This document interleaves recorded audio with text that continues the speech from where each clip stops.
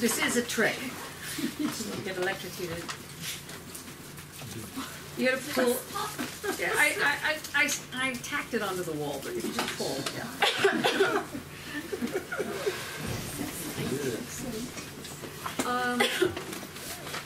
Guy, can you turn that thing on? There's a seat here. Anybody wants to sit next to me? I swear I've taken a shower. But why have I taken a shower? I said hi. Oh. I will go first again. Okay. You have a suggestion of this? One's moving out. Okay, so while we're all getting organized, I've now put on Here in Trembling in 3 different translations because I was going insane. And the one of the 2 that we're going to get tonight is.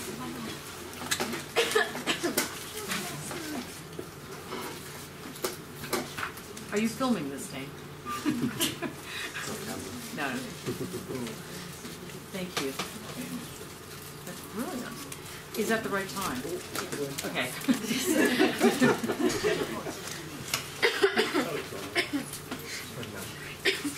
It is the right time, right? Yeah. Yeah. But the clock's not aligned now. Right, the clock is not aligned. My OCD issues. Not in place.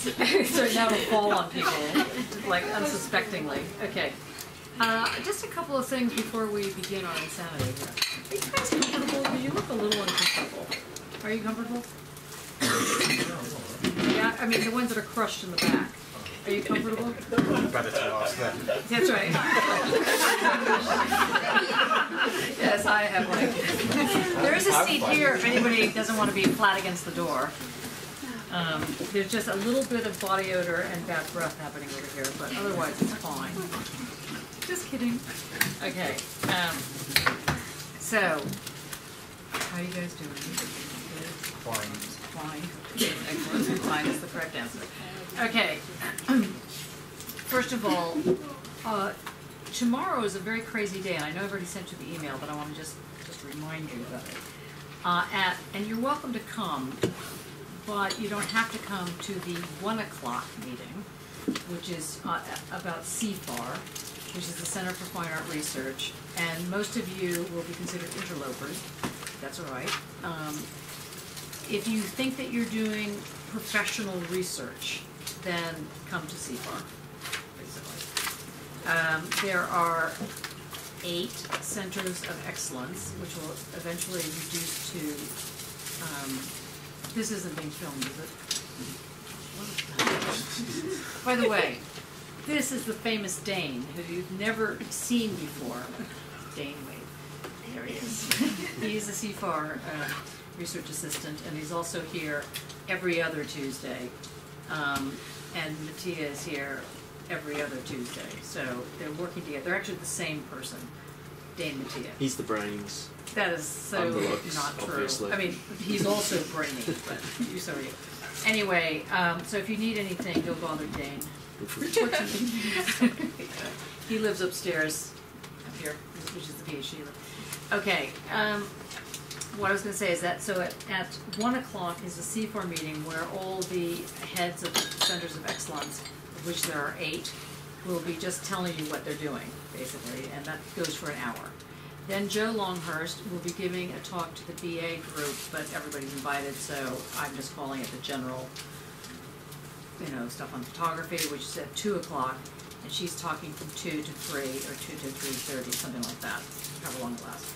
Then at 4, technically is the PhD Research Method Seminar, but I have had the just rare opportunity, which I feel like I cannot pass up, to introduce you to Jennifer Bajork, who is a photographer. She's been trained in philosophy. She does her work via photography, and she is very political. And right now, she's working with people in Nairobi and West Africa, and it's going to be on sort of how the image is used politically. And we had a bit of a joke about this because so far, none of the people who are dealing with photography at the School of Art, for reasons that are probably really fascinating, will admit that they are called photographers. Do you call yourself a photographer? Yeah. Oh my God. It's like, it's fantastic. I'm so proud of you. Okay, with the exception of a JAMU.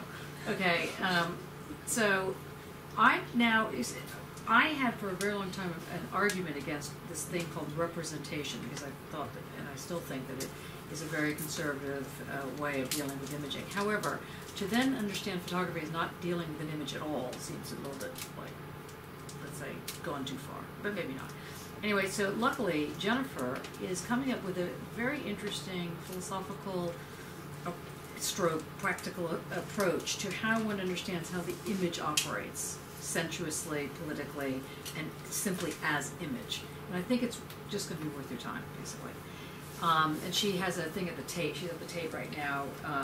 And I said to her, there's no way my students can go to the Tate. I didn't tell her that you all were going to Zizek. But it was a step too far. Anyway, so she's coming on Wednesday, so that's great. So she's speaking from 4 to like, let's say 5:30-ish or 6, depending on how long the PhD students remain totally okay with the fact that we've hijacked the seminar. Are you okay with that fact? I couldn't be there tomorrow. Okay, easy. What about you? You're fine. Excellent. What about you? Why not? Why not? Also good. See, all good answers. Okay, so, and then at 7 o'clock, and I'm going to I just need food. Just bring food, non-gluten. We're going to have a meeting for all those people that are in their second year MA or doing a full-time MA and want to do a PhD and want people to pay them to do it. And those people that will do that kind of paying are called the AHRC, the Arts and Humanities Research Council, and it's sponsored by what we call Block Partnership Grant, which is the M3C, the Midlands 3 Cities, which is basically to say that there's 3 cities, involved, which is Birmingham is a city, Nottingham, and what's the other? Leicester, and Nottingham and Leicester. And this is a very prestigious award. It is very tough to get, and we are going to have a clinic tomorrow to get people to get on the thing of how to actually go for this grant if you want it, and exactly what's involved. So anyway, that's at 7, and that's going to go till 9 o'clock, and then we retire to all bar 1 for what I call theory food. You know what that is. I am going to need a lot of theory food when I go to all bar 1 after that day. But anyway, so any questions on the day? Are you going to be filming the HRC? We hadn't planned on it. Could you? Because if I can't make it, I'd like to. That's a question I'm not sure yet. I'll ask. Yes. Okay. Is that going to be in the lecture? Yeah, I think we're going to have kind of this slides crowd, and so you got to really take notes and really be involved with it. So I think we're going to be in the lecture hall. The only problem is I didn't reserve the lecture hall, so we might still be here. Anyway, and there's an application which, if you want to get a head start, you go. Of course, it's not on the website. It's on the website now. Oh, is it? It's all online, so you don't have to download a form. You have to do it all on the website. Okay, so I'll show you the form. It's really anybody that's interested, send me their email. I'll send it, or I can send it around to the MA group, the form, and you just take a look at it. It's a painful form, although. I sent it already. Did I? I think I've seen it. Oh, it was last year's form. I don't know how. Do you know if it's any different? Does it look any different? I've looked through it and it's looks the same. Yeah. It's pretty much the same. They just really want you to say what you have to say in 4,000 characters. And 4,000 characters is not 4,000 words, so don't get confused. 4,000 characters include spaces, commas, coughs. Welcome to the world of academia. Anyway, I digress. Okay, I want to just run a question by. Would you like to see a center of excellence called called Research by Practice? Would that speak to you as a center of excellence? It would. What do you think it would be about?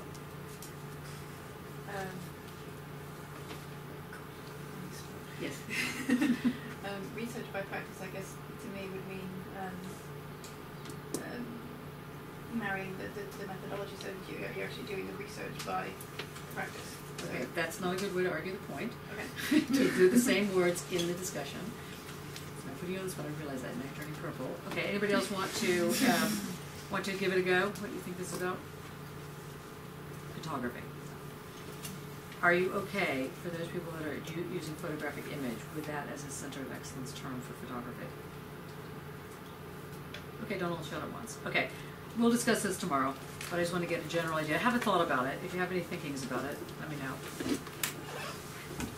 This is from the continuing group of people who do not want to use the P word in their work. Okay, I'm okay with that. All right, now, we have a lot of hard work to do today. Are you prepared? Simon, are you prepared to read? Oh, where's Jamal? He was not here today, was he? I did see him. Yeah, yes, we do. Was he? Okay. Anyway, Jamal was very kind and he did a audio of the class, but basically you can't hear it. So, I'm uploading it now. What's that? I've refiltered it and You refiltered it? out and made right. it louder, so I'm uploading it now. Because Simon has a version. Is it loud, yours? I'm very loud on it. It was recorded there. Yes. Well, that's kind of good because that very last part was kind of And I interesting. was about 3/4 of it as well. Yeah, that's right. That's true. So send that to Dane as well, so we have that copy. Okay. That's Dane that you were supposed to. Yeah. Okay. Amrit, where's Amrit? Oh, there you are. Good. Right. Can you remember? You weren't here last week. That's fine. What were the words that we transferred from one to another? What did we change? Can you just remember those words? Okay, so faith became art. What became art? Faith. Oh, faith. Yeah, faith, not face. Yeah, right. Ethic. Oh wait, lights. Or the lights. Okay, you want lights? It's your gig. Okay, go on. Okay, so ethics became MA. Universal became ground. Universal became ground. Ground, Yes. yeah. Everybody has to remember this. Okay. Temptation became desire/pleasure. Yes. Sins became error, and Christian became art. Okay, is that too dark? Yeah. It's a bit dark, isn't it? Wasn't repentance rebellion? Oh yeah, I didn't- repentance. Oh, you didn't get the I've not repentance got one. that one. Yeah, repentance was rebellion. Anything else? Okay. Because we're going to now go even a little bit higher up the mountain of what? Moriah. No, I thought you said why. Okay. What I want to do today, I kind of want to do the lecture, but I want to bring in a little bit of next week's lecture too, which is, what is next week's lecture? Does anybody have the? It's Freud, isn't it? Yeah, that's what I thought. Okay, good. So I want to give you a sense of stuff because I want this. This is going to be a bizarre lecture tonight, I think, because I want you to start thinking about secrets, and that by the time we take our break, we're going to discuss your own little secrets. Like I said, though, in the opening of the thing, if you don't want to have the World Wide Web understand your secret or know it, don't say it. Okay? So I want to have a little discussion about secrets, and then I want to get into, if we have time, I want to get into in the second half, or the second after we do the thing, some work on Freud. And one of the reasons I want to do this is because next week I will be in Belgium. I'm very sorry about that. Oh no, I won't be. I'm lying. That's a lie. I'm going to be here. Okay, maybe we'll get that Freud. No, I'm on the third Wednesday night and Thursday. So no, never mind. I'm here. Okay, it's a lie. Okay, sorry. It's long life. Okay.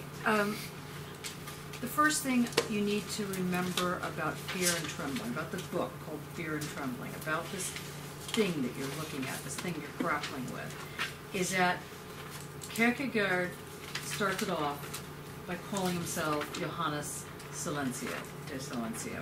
And you need to keep remembering why that particular name, a kind of pseudonym, an improper name, a not real name that becomes the real name, but not really the real name, and on back and forth it goes. For anybody that's actually changed their name, or played with names, either their first name, their last name, or some name all different altogether, and then that name becomes the name by which you're known, that's a whole nother play of the game.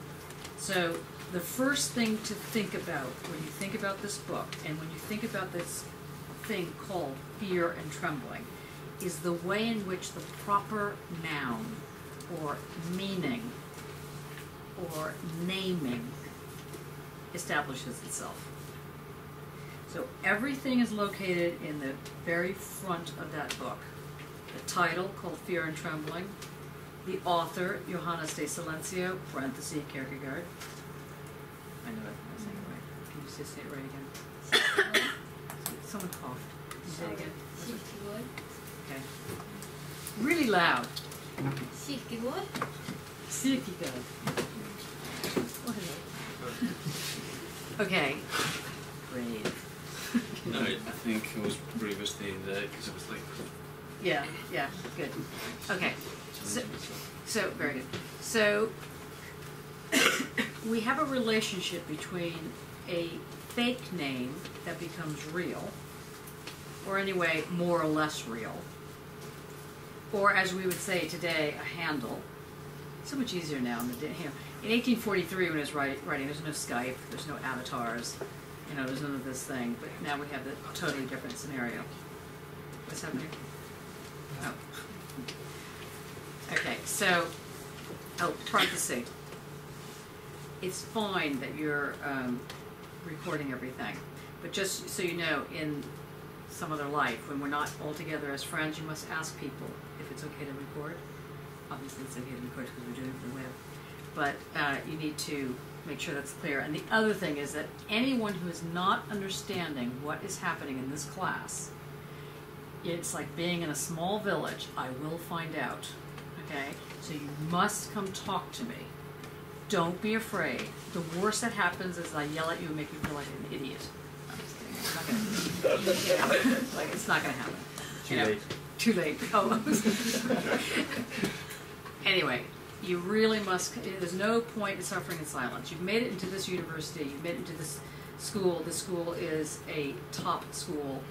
Do not pretend that you're not intelligent. You actually are intelligent, and if you have any problems, dare to know, like at least make the step through the threshold and come see me. Or send me an email, a cryptic little email. Help, or, might be drowning, not waving, anything, so I have a sense. Okay. All right, now, so I'm going to finish with that. Okay, so the frontispiece is about this thing called Fear and Trembling, one thing. This thing called the pseudonym, the avatar, the, fake name that's really your name, the thing that names something that doesn't really exist but sort of does. This is what we mean by a pseudonym, or later, beefed up to be an avatar. And then, of course, the actual text, which has the telling of the story 4 times. So in the very beginning of that text, the story is told 4 times. Now, I'm just going to look at this very briefly with you, but I'm going to give you a little bit of a scope of what we're doing tonight. It's told 4 times. In each 4 times, the breast is mentioned, and the question of weaning. And hopefully you all know what weaning is, but if you don't, we'll get into it in a minute. And you must ask yourself, why was that brought to light 4 different ways, the story, emphasizing something that really isn't even part of the story? That he makes a point of telling a story 4 times that isn't that seems to be about the story, but really isn't about the story. It's kind of a preamble, but it's not really a preamble because it's also about something that doesn't really exist, but kind of does. So start looking at the game that's going on, how he starts playing the game, and you're being played in this game. You, the reader, are being played in the game. And think to yourself, if this thing, let's say, called faith, is actually standing in for something else called the ground, or this thing called Christianity is maybe this thing called art, and these various words that we've been moving around the board with. The reader could be, in fact, somebody who goes to an art gallery. And the artist, Johannes de Silencio, could be playing you. And you need to understand how you are part of that play, willingly or otherwise. You go into the art gallery. We're just going to use the art gallery as an example. So you are already playing the game, even if you decide to throw paint on it. Don't do that. But even if you decide to do something disruptive, like once I brought in by accident because I didn't think about it. I was in Paris and I was very excited. It was one of my first times. It wasn't my very first time, but it was one of the early times where I was still like overwhelmed by the cheeses. And I bought a really smelly cheese. And then I went to the Jeu de Paume to look at the lovely art. And I didn't want to give my bag away because I felt that they might steal it. Somebody might steal it. I didn't have a lot of money, and I spent all my money on the cheese, these kind of things. So I had like a vested interest, and I was thrown out, literally. I was picked up and thrown out of the art gallery because the cheese smelled. Of course, I couldn't understand what they're saying to me because they're speaking to me in French, so that didn't help. But anyway, so I tell you this because you're in a game as soon as you walk into a situation. So, as I had a conversation earlier today with Amrit, do you walk into the ground, or are you always already? That's a famous philosophical phrase, always already, which used to drive me nuts because people used to say it all the time. Are you always already on the ground, or in the ground, or actually the ground? So just think that. Okay, so the first 4 bits are the story, but it's not really the story. And then he calls that the problemata. And the problemata is kind of like the preamble, but it's not really a preamble. So again, it's this kind of like, I'm going to tell you a story, but hold on, I'm not going to tell you a story just yet. I'm going to tell you a little slide. It's like, the extra on Archers. Anybody listen to Radio 4 and admit it? Okay, sadly. Okay, I'm up on the Archers and what's happening with them. It's very distressing. Poor Roy and, what's her name, Elizabeth. I can see who listens to the Archers. But anyway, the Archers extra, this is kind of like this is like this problemata, except not really. Okay, so this is all about a story, but it's not really about a story, and then there's side parts about the story that's not really the story. Or Heat Magazine, that's another one of these kind of extras. You think anything is true in that magazine? Does that prevent you from not reading it? No. Horoscopes are another good one. All these things are very helpful to keep you, sort of on your path. Except it's not on your path. In fact, you don't really have to believe it because it's not really true. But maybe it is true. But probably, you have this game going on. This is the game he's beginning to ensnare you in. And he begins this game. He starts to very nicely, like a little lullaby, he starts to tell you the story. And then he tells you the whole story. So he has 4 ways into the story. And then he tells you the story. Of course, that's really the secret 5th way. And then he raises 3 problems. Now, last week we basically looked at problem 1. Do you remember what that problem was, other than having... Theological suspicion of that? Not the suspicion of it. Suspension, sorry. That's my English. Okay, yeah, I don't blame you for being suspicious. Okay, yeah, so what is the teleological suspension of the ethical? What is that problem? What is it? It can't be suspended. Okay, so here's the problem. The problem is if the ethical is universal, and if that sentence doesn't make sense to you, what I just said right now, if the ethical is universal, you have any problem, do something like have a twitch. So like I'm looking at you so I can see if that's a problem. No? Okay, no twitches? Okay, very interesting. Okay. Did you twitch? No. Okay.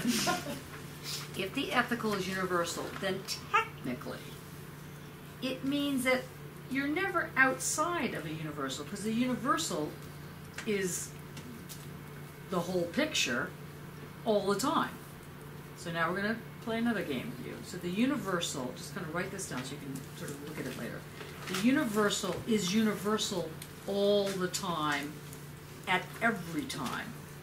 All the time, at every instant, the universal exists. So if we thought of time as a ticking clock, tick, tick, tick, tick, tick, tick, tick, even between the ticks, the universal exists. It exists on the tick, and it exists between the tick. It exists all the time. There's no getting outside the universal, because that's the whole point of being a universal. It's universal everywhere it is, and it's everywhere. Okay, so far so good? So, a universal, and the word ethical is the word one gives to that situation that says it's how it is all the time, every time, at every instant, in fact, instantaneously at every instant. So you can't get any deeper into this thing. You can't go from seconds to nanoseconds to subatomic particle seconds. It is all the time, all. And so there's no getting outside of the ethical. So the first problem that comes with this story is whether or not you can defy ethics. Because if you can't have a position on ethics, like agree, don't agree, then one of two situations happens. Either you are a dogmatic creature because you're just going to follow what has to be divine will, and you're not going to question it, in which case there's no such thing as free will. And more importantly, if you veer from the path, then you are by definition wrong, what's the right word, blasphemous, immoral, all these kind of things.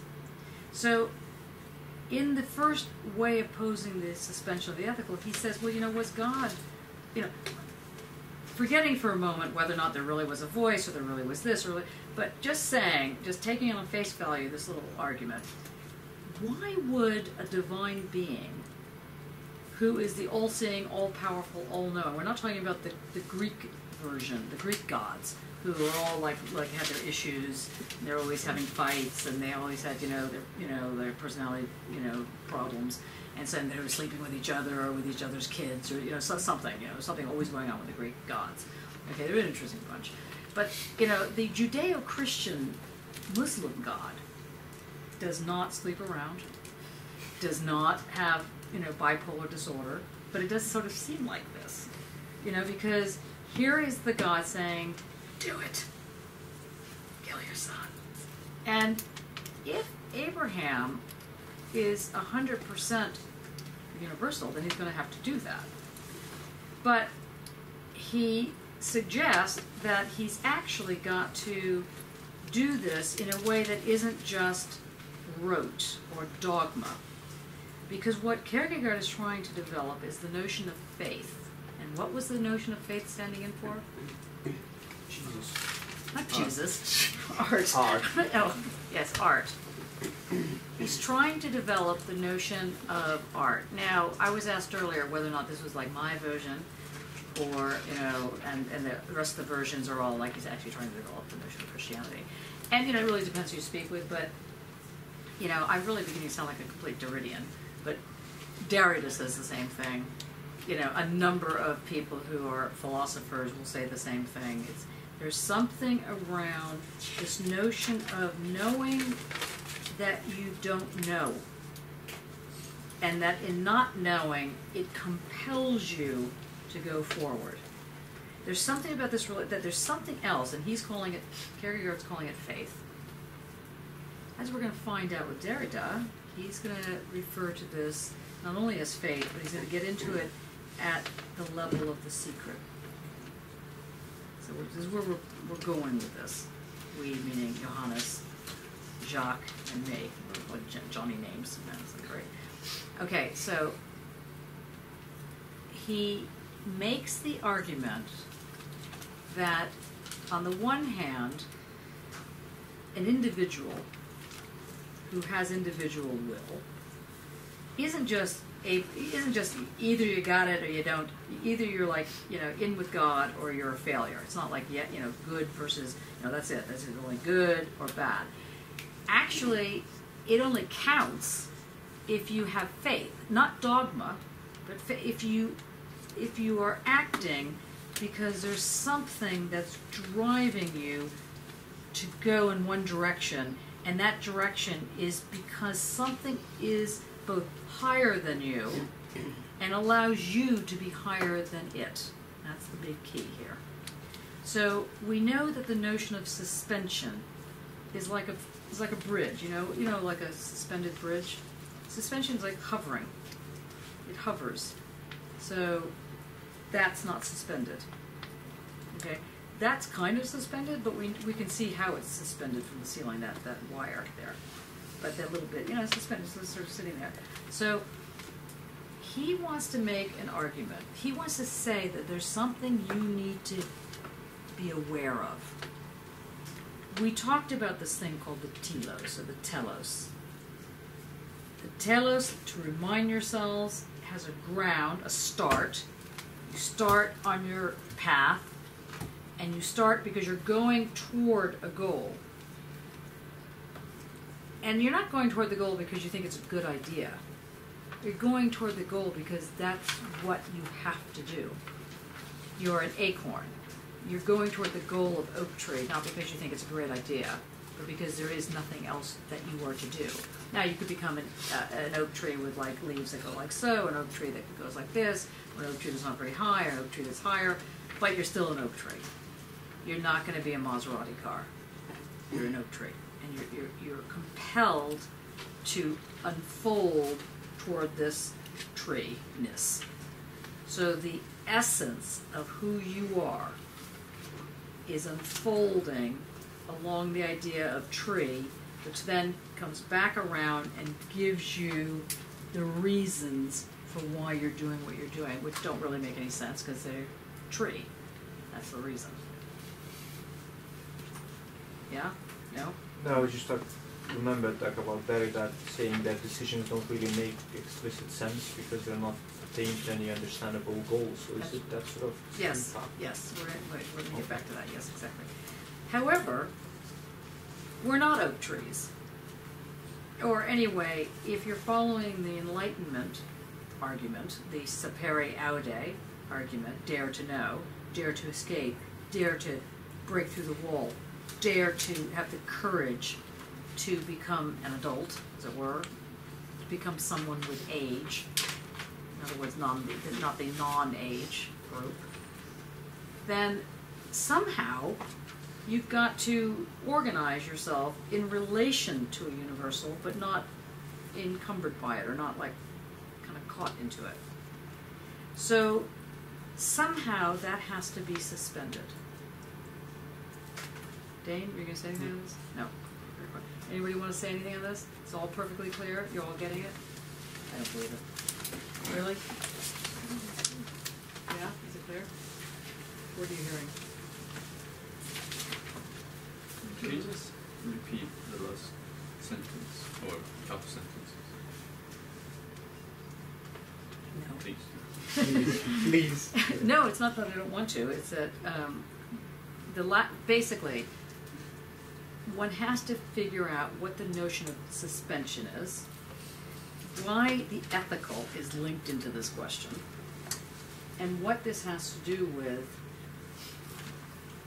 coming to understand something as true in all cases. So that is a universal or ground. What were you going to say? Well, just from the understanding of that, so you might start out the journey thinking that could be it, and once you've done that, dare to be and imagine that there is something Right. else or something different. That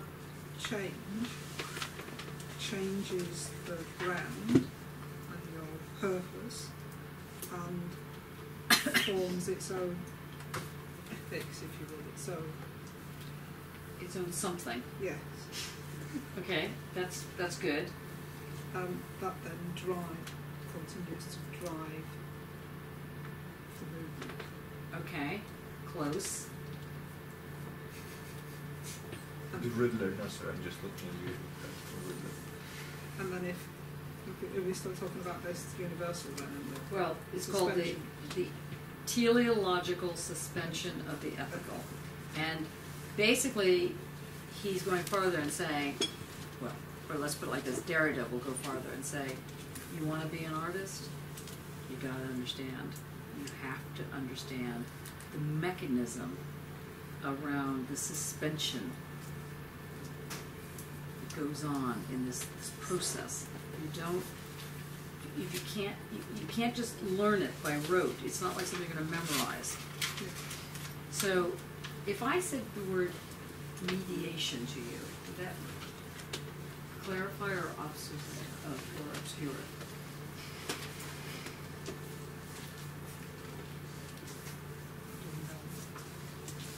How does mediation fit into this problem? What is mediation? You mean in the sense of negotiation? That's a good way to look at it. I didn't, but yes. I doubt it's compromise. Right. Okay, so in Kierkegaard, he uses the word mediation. He also goes into the question of Hegel. I'm going to do a slight, tiny sidestep so you hear this. Yes? Sparks? Oh, no. Okay. Was there a murmur in the back there? No. Silence. Silencio. Okay.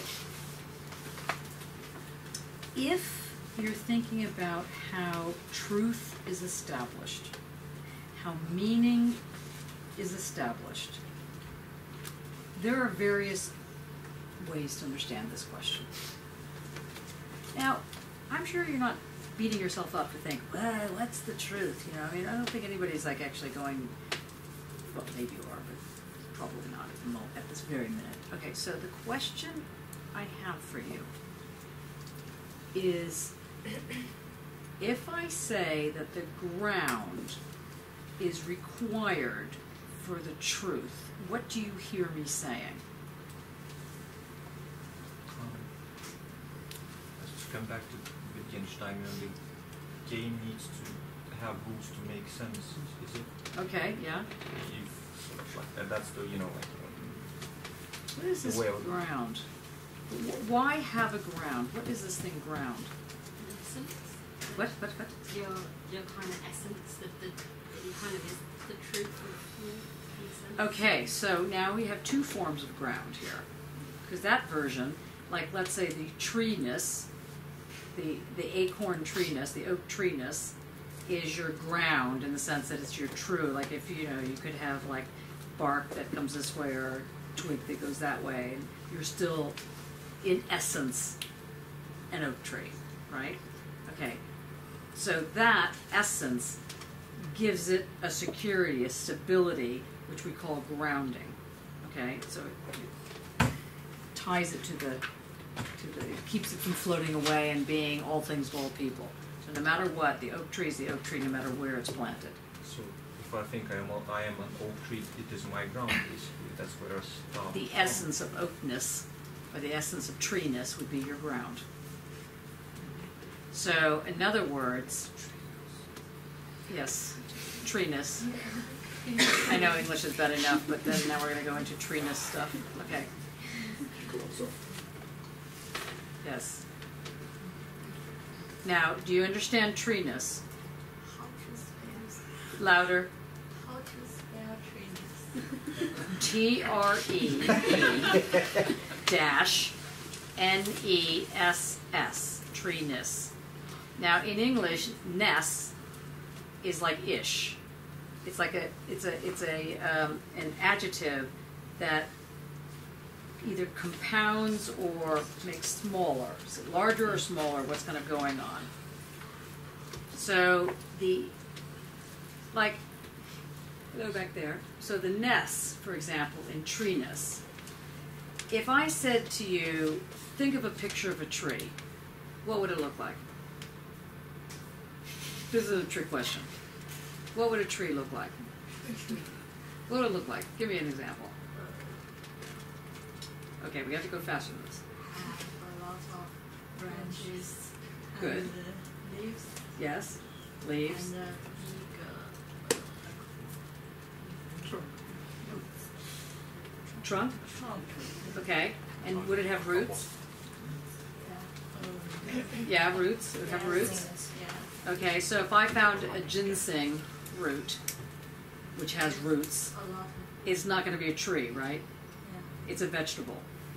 And I can say that the ginseng vegetable might seem like a tree because it has roots, but we can see that the tree has a whole other thing going on. And that thing that's going on, we're going to call it treeness. It's like humanness. Okay? Right? It's like chocolate-ishness. Okay? It's like, okay, you've got humanness. It's like the you know, like, so if you peeled apart the tree and you looked in, where's the ness of the tree? You'd never find it, right? You'd never find it because it doesn't exist like that. If you decided, I know there's humanity inside Johnny somewhere, and you decided to undo it, you'd never find it, right? You know, it's the same idea, right? There's, which is not to say there's no humanity. So is that like family resemblance? What Wittgenstein calls family resemblance? No. This is what Hegel is calling the truth. And you've heard this expression before in the expression that goes, you can't tell a book by its cover. You heard that expression before? Just say yes. You cannot tell a book, you look at the outside of a book, here's the outside of the book, and you can't tell really what's inside it. Now, I just want to say, as an aside, my first book, which was on Gramsci, most of you have never seen because I think the cover is hideous. So I felt like Wittgenstein, I tried to buy up everything because they simply would not change this cover. And Gramsci, in case you don't know who he was in prison, and he wrote the prison notebooks on little tiny pieces of paper, and he stuck them in crevices, and these are the papers that I got a hold of and read, like, along with a number of other people. Anyway, the cover of some idiot publishing house put on a steno pad, like a secretarial pad. And I said, how could you possibly think that Gramsci was writing on a secretarial pad? Their answer was, well, it was a notebook, right? I was like, no. No. So while it is true you cannot tell a book by its cover, it is also true that if you have a crummy cover, it will ruin the sales at the start. Okay? Later on, it gets better as soon as you're known. But, so, the inside of a tree isn't really like cutting it open and finding what's inside, literally, like finding literally. You're finding the spirit of the tree, and that's its treeness. Okay? We're all on the same page now? Okay. And Kierkegaard's saying that's a bunch of baloney. That's just not true. Baloney means not true. Okay? It's just not true. That is not what truth is. But who says that very similar kind of argument is Hegel. And Hegel gets to that argument by talking about mediation. Now note, it's not meditation. It's mediation. M-E-D-I-A-T-I-O.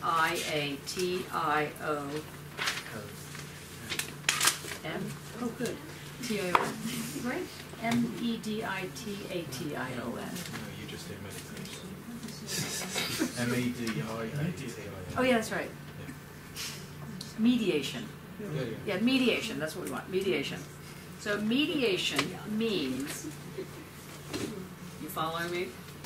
So what Hegel does in order to make the argument that a tree has an essence, let's call it treeness, or blue, the color blue has an essence, we'll call it blueness, or humans have an essence, we'll call it humanness, something like that. The way you come at this thing called an essence, which you can't like find if you pulled apart the object, you can't find this thing. The way he argues this is that there's only one logic.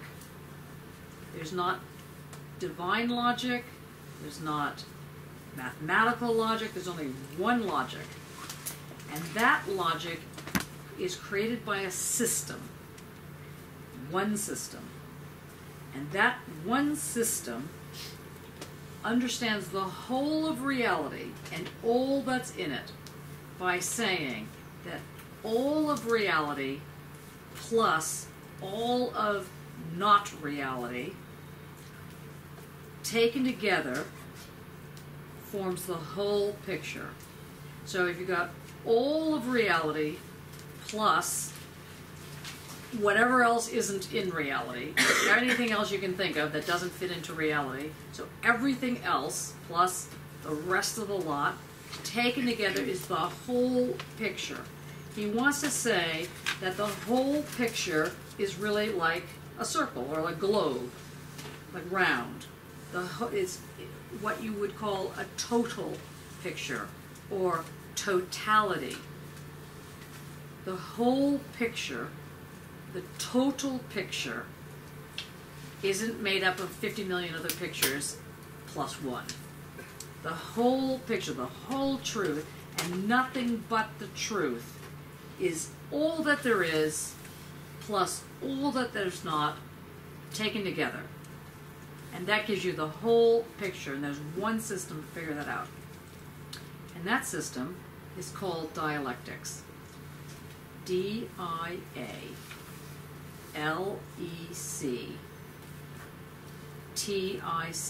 I really feel like launching the Mickey Mouse song here. Mickey Mouse. Okay, D-I-A-L-E-C-T-I-C-S.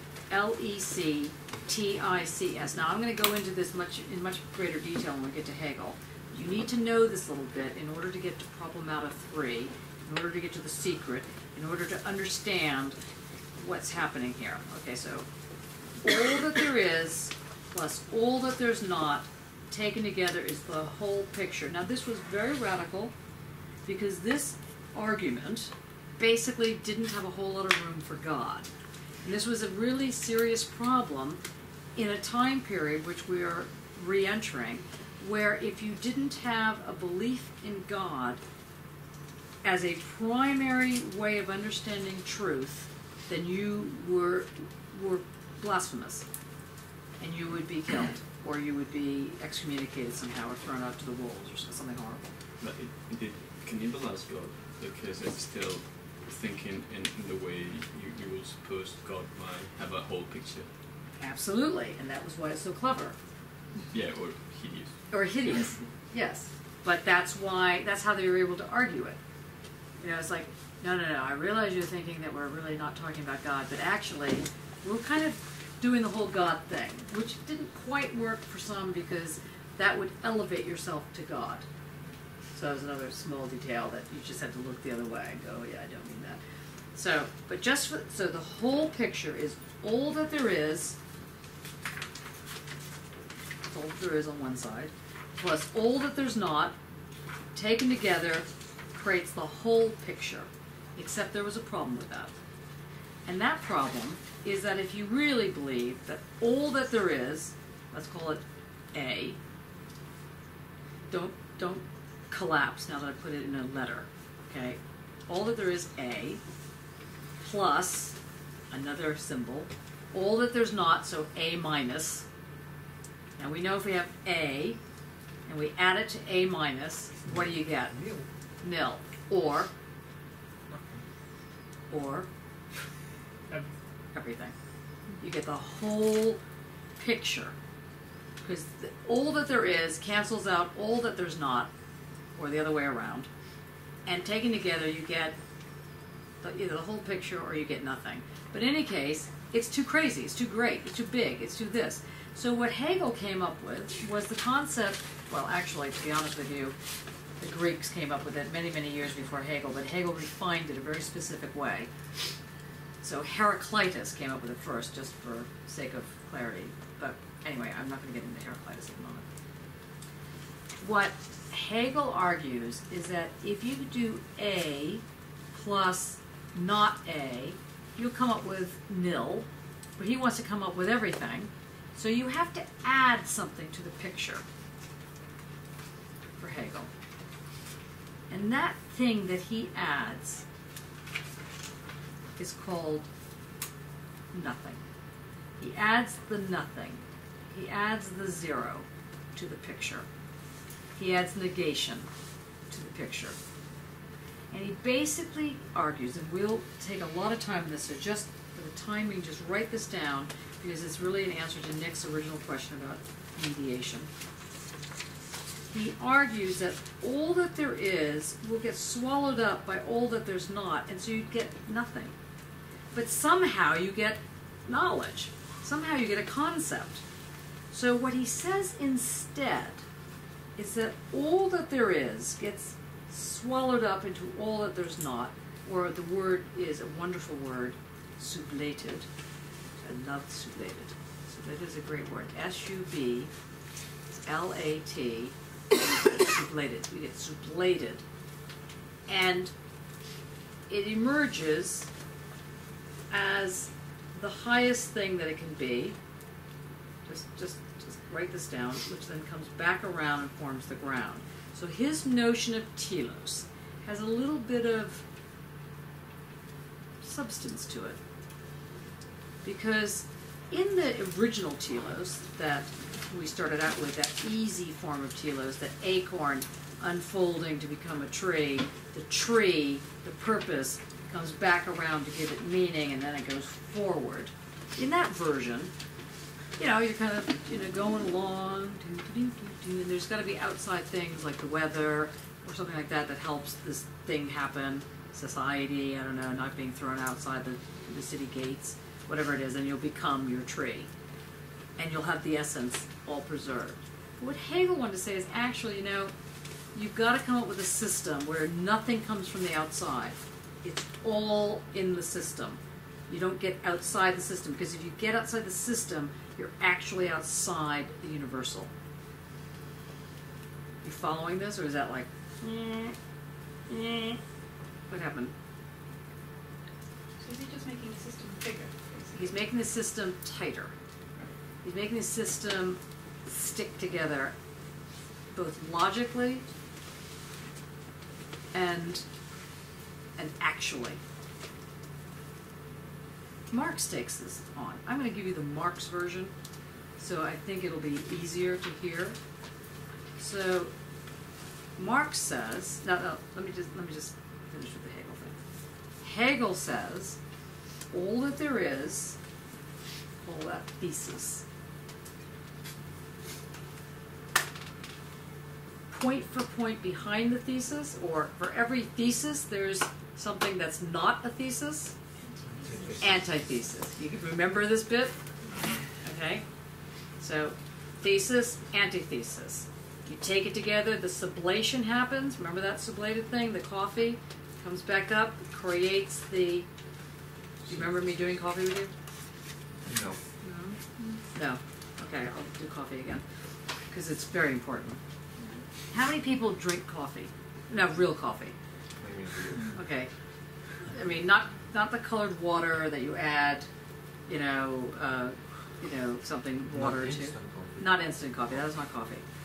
How many people drink proper coffee? Okay, so, and how many of those people that drink a proper coffee drink espresso? Yeah, that's good. Same people, basically.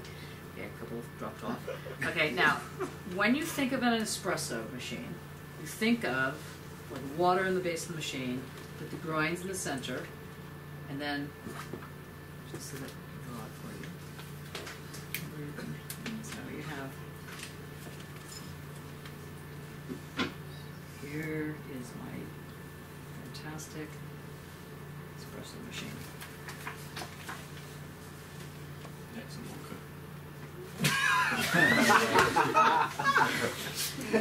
Anyway, and what happens is you put the water in here. By the way, don't use aluminum or aluminium. Use stainless steel, because they're finding that aluminium is they think is one of the links to Alzheimer's. So also make sure you don't use deodorants with aluminium in it. I then raised the question of what about Reynolds wrap, or what do we call it here? What's that? Foil, tin foil. It was like, oh well, I guess that's okay. Seems like a problem. But anyway, all right. This is an aside. Okay, so you have the water, you have the fire, okay, and now and you have the coffee grinds here, the freshly ground coffee grinds, not the ones you buy in a package. How many people get freshly ground coffee grounds? So no one in this room has real coffee. I'll grind the beans. You grind the beans. Yeah. Oh, well, that's what I mean. Oh. So fresh. You have one left.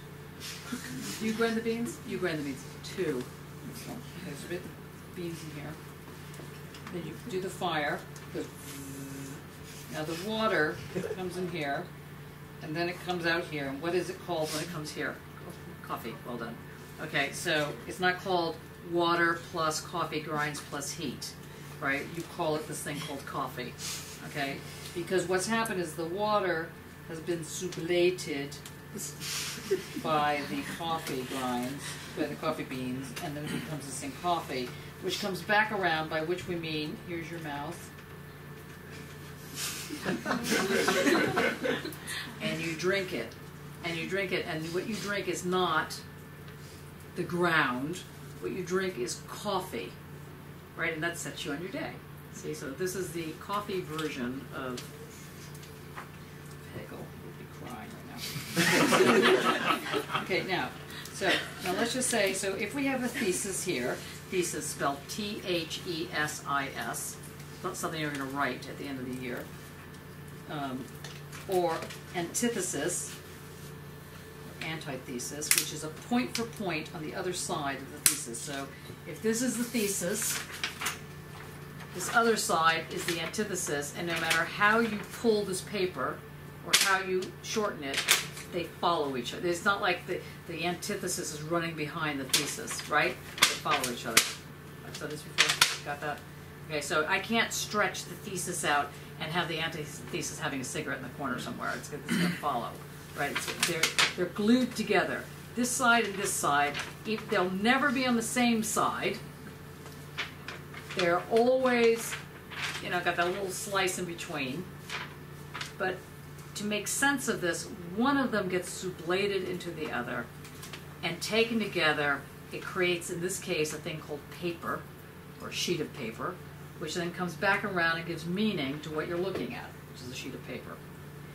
Now, when I say gets sublated and then comes back around, so it gets sublated and something happens, in this case coffee, and comes back around and gives you your way forward for the day, this going back around is the mediation. And it's what there are, and there are words for that mediation. One word is called becoming. One word is called immanence. I-M-M-A-N-C-E. I will do hangman with you later. So you do need to learn these words. That was immense. What is immanence? What's that? That was immense. Oh, was it? Oh, I-M-M-A-N. No, immanence. I-M-M-A-N-E-N-C-E. Immanence. Thank you. Okay, are we all together on this now? So transcendence, immanence, mediation, they're all about this kind of move that sucks one side into the other and creates the whole process around which it starts a closed system to both incorporate change, and at the same time not get beyond itself. And Kierkegaard says, but I have a problem with this, because you have to get beyond yourself in order to deal with the suspension of the ethical, in order to deal with really what becomes both your master and your slave. Now, Derrida is going to interpret this in terms of art. I think, it's quite useful. But I just want to make sure before we just move over to the third problem. What are you hearing? Are you hearing this or not hearing this? Well, that sounds Yes. an awful lot like the telos. It's an awful lot like the telos. So what's different? Why is it not exactly like the telos? I don't know. So I'm Okay, trying to work okay, so here, okay. Okay, so here's what you need to, when you say it sounds a lot like the telos, the thing you said sounds a lot like the telos is the Hegelian dialectic, right? Yeah. Yeah. Okay, which reminds me, I didn't tell you the Marx side of it. So Marx's version is to say, all that there is, we'll call that the bourgeoisie.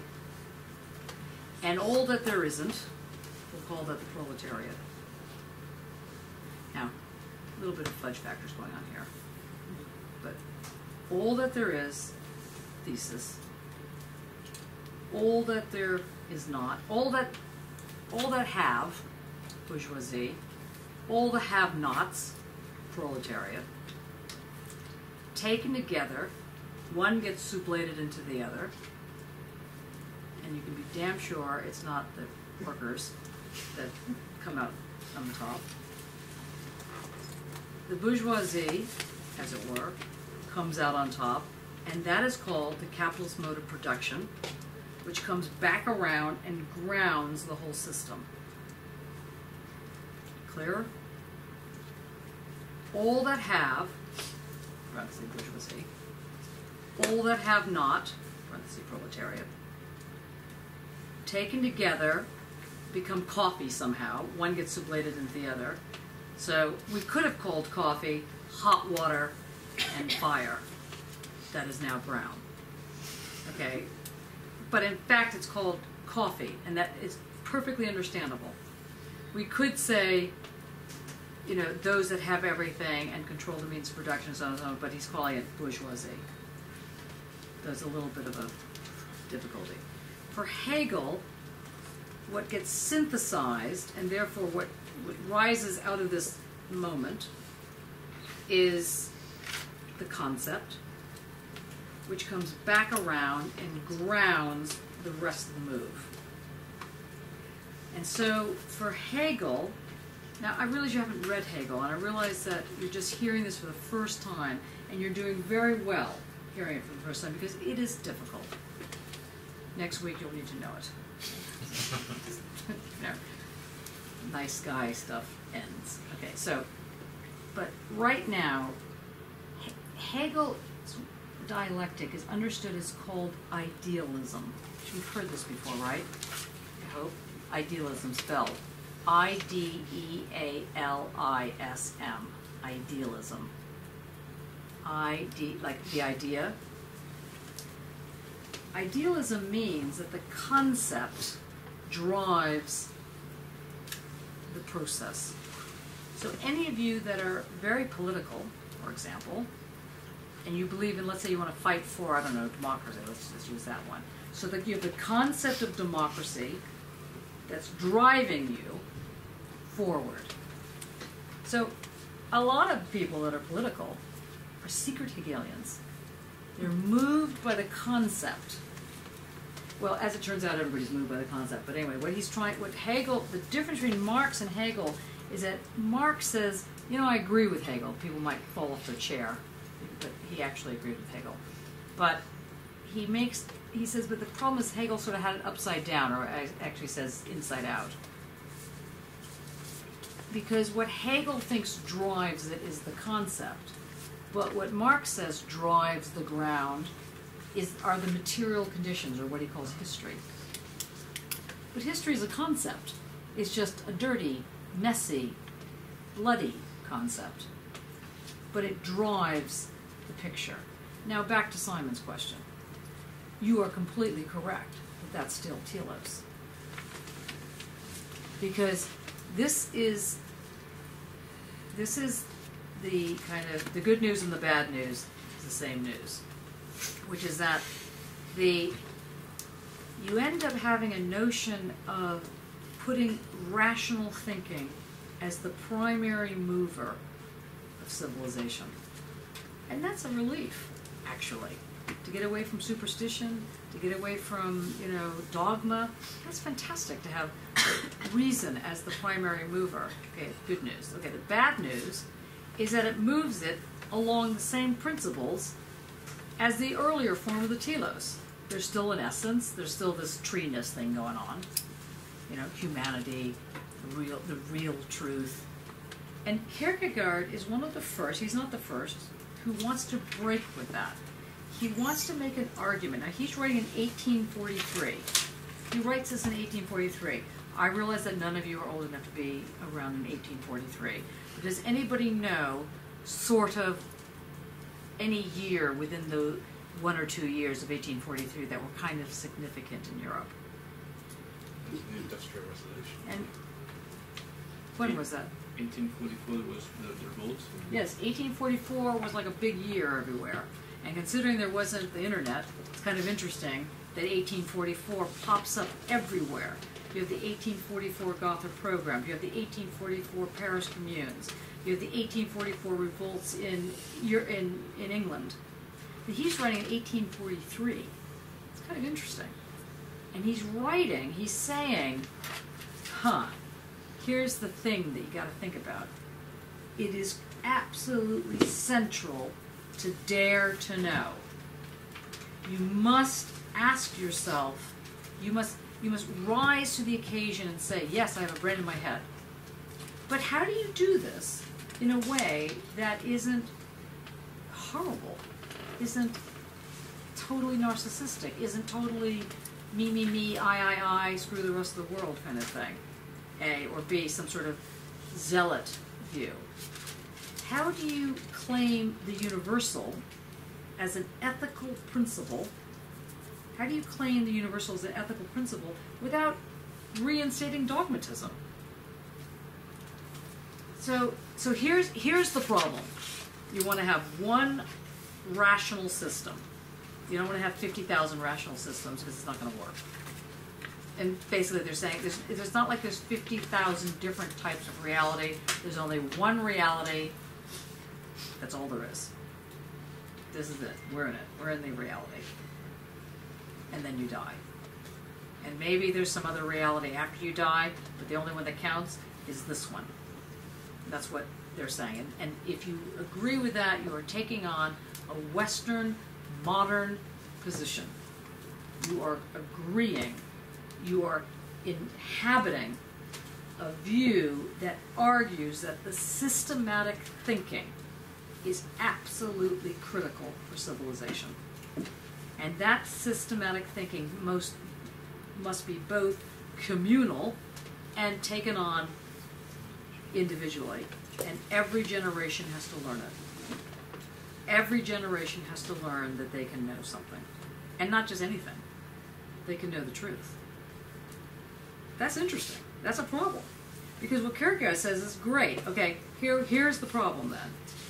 Abraham thinks he's got the truth. He thinks that he's supposed to be attuned to this position. So we have this whole ethical suspension. So he tries to develop in a kind of sidestep answer to Hegel, being aware that something's happening in the world. We know right now, for example, there's something happening in the world. It's not the Paris Communes of 1844. There's some pretty nasty things going on right now from the point of view of war. I mean, if there's one more report, sorry about this, I have to just make this comment. But there's one more report about how cows and their farting is ruining the environment. And they don't seem to mention drone warfare, nuclear bombs going off under the water as having some sort of minor effect of maybe warming up the oceans or doing something else. It seems kind of interesting to me. Okay, got it out. Now, but there's something going on in this time period that is as creepy or as widespread as 1844. There's a lot of years that have a kind of communal year. 1968 was the famous one you've probably already always heard of. Everybody points to 1968. Okay, 1968, by the way, probably really only happened in 72, but that's beside the point. Okay, so but there's these main years that happen, and they happen all over the world, and that's interesting. Or when a political movement starts to take root, starts to grow. how come that happens? How come it happens in one place and then it pops in somewhere else and then somewhere else and then somewhere? How does that happen? What's this kind of fireworks thing that goes on? So Kierkegaard's writing in 1843. He's writing in a little town, a town, small, not that large, not like Paris. And he's writing to say, on the one hand, you have to applaud and inhabit and agree with the role of reason as an important fight against dogmatism. But what about this thing that doesn't go away, this thing that he's going to call faith?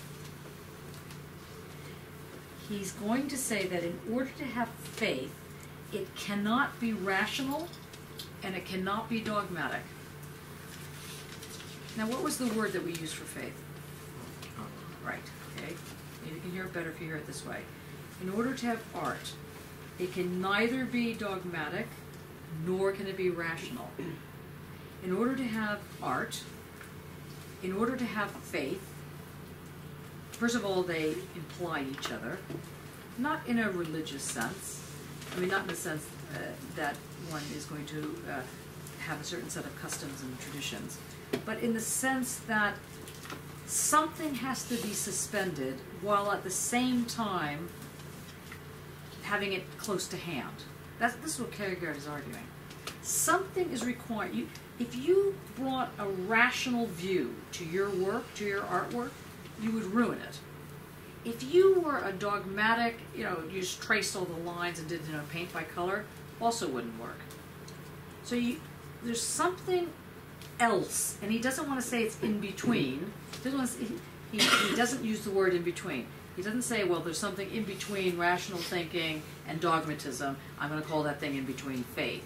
He's saying, no, what's not intellectual reason, which is very important, and you can't get rid of it. It has to come into art. It has to be part of the picture. At the same time, this thing that can't be named, faith, has to come in. He's going to call it a secret. He's going to call this thing a secret. Now, what is really a secret? I asked you at the outset of this seminar, think about secrets. Got any secrets you want to share? What is the secret of the thing which is impossible to share? What are you reading? Sorry. I'm just thinking about the And why can't you share the secret? See, in problem out of 3, which we're going to turn to and Simon might have to read for us, because you're sitting more or less on the mic. In problem out of 3, the question is, how come Abraham didn't tell anyone what was going on? And why couldn't he? Well, I've been wrestling with that a little bit. Okay, let's unpack the word could or ought. But he couldn't.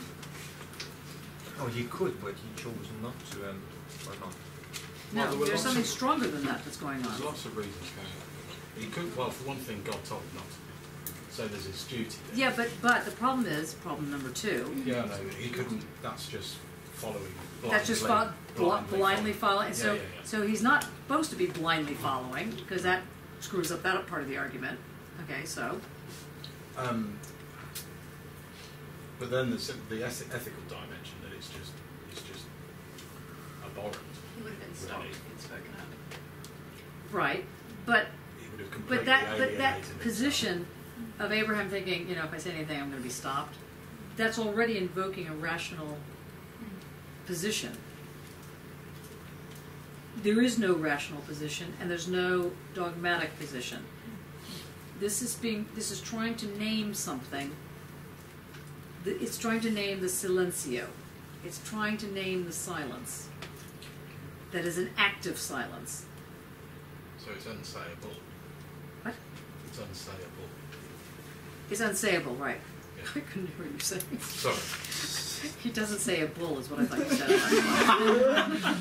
said. Okay, let's turn to.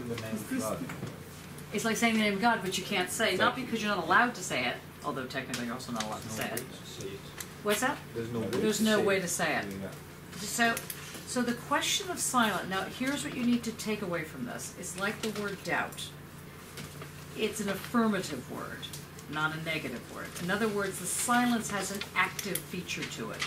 The silence is active, it's not passive. The silence is not empty. The silence is got a lot going on. This is the most important thing.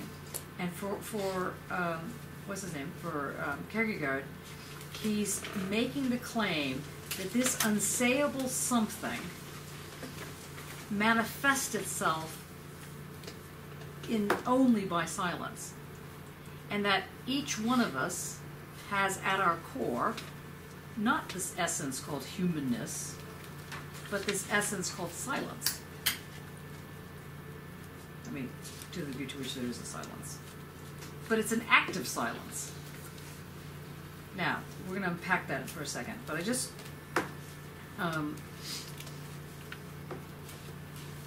okay, so basically, it's this relationship between concealing and revealing, except one can't quite reveal, but one can't completely conceal. So, in fact, every step of the way, when like Isaac is asking his father, you know, kind of what's going on, the father is answering him. He's not answering. He's saying, this is what's going on. It's not that I can't tell you, but you wouldn't even hear it if I did tell you.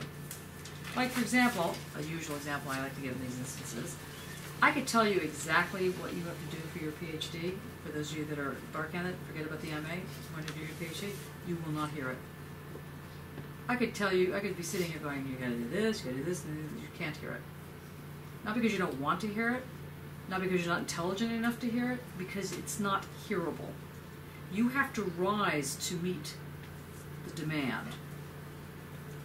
So, if you don't rise to meet the demand, not only are you not going to hear it, but you're not going to, it's not going to have any relationship to you. So this rising to meet the demand that you can't actually hear precisely what's being said is exactly what you have to do in art. You have to rise to meet the demand. And if you don't rise to it, you're going to create crap. And that's the short version. Now let's read what he says here, so that it's very clear. Where are we here? What version do we have? Me. Yeah, do we have? Yes, yeah. Which one? Wait a minute. Yes, thank you, Simon. What version do you have? It's the Penguin, Alistair Hannay one. Okay. Okay. Let's just go to problem out of 3. Does anybody have the Hong and Hong one, which I put on? Which is pretty much the same translation as when you got very close. Okay. Would it help if I turned on the thing, or do you want to just look at your books? We okay? Okay. Now, remembering that at every problem, in this case problem out of 3, but in every single one, he starts the thing off the same way, only slightly different. So remember what I said also at the outside, he starts the discussion out. I've got another version of this. This is a less interesting version. Who needs to look at a version? Anybody need to look at a version? Just don't drop it because it's not got page numbers on it. Okay. Actually, before we do that, who has the one I just handed you? Okay. Do you mind reading aloud for a second? I mean, that's not really a question. No. Okay. So in the very beginning, there are 4 ways that he tells the story. Can you just look at it? It's like pages in the very, very beginning. Pages? There's no pages on that thing. Never mind. I will find it. In the very beginning, So it's basically the section that's called prelude in this version, which is the Walter Lowry. This Walter Lowry used to be. I had you read this one as well because that used to be the standard in the field. He starts off by saying, once upon a time there was a man who as a child had heard the beautiful story about how God had tempted Abraham. And he goes on about this and that the man was a thinker and so on and so forth. And then he gets to the fact, he says the man learned something about this. Of course he's talking about himself, even though he didn't know Hebrew and all the rest of this stuff. If he had known Hebrew, he perhaps would have easily understood the story about Abraham. But he's making a bit of a joke there, not because he's basically saying if he had known translation, he would have understood the story. Just mark that. So in the very first one, he says, God tempted Abraham and said unto him, take Isaac, thine only son, and so on and so forth, and then basically kill him. And he ends the sentence, he ends the story by saying, when the child must be weaned, the mother blackens her breast.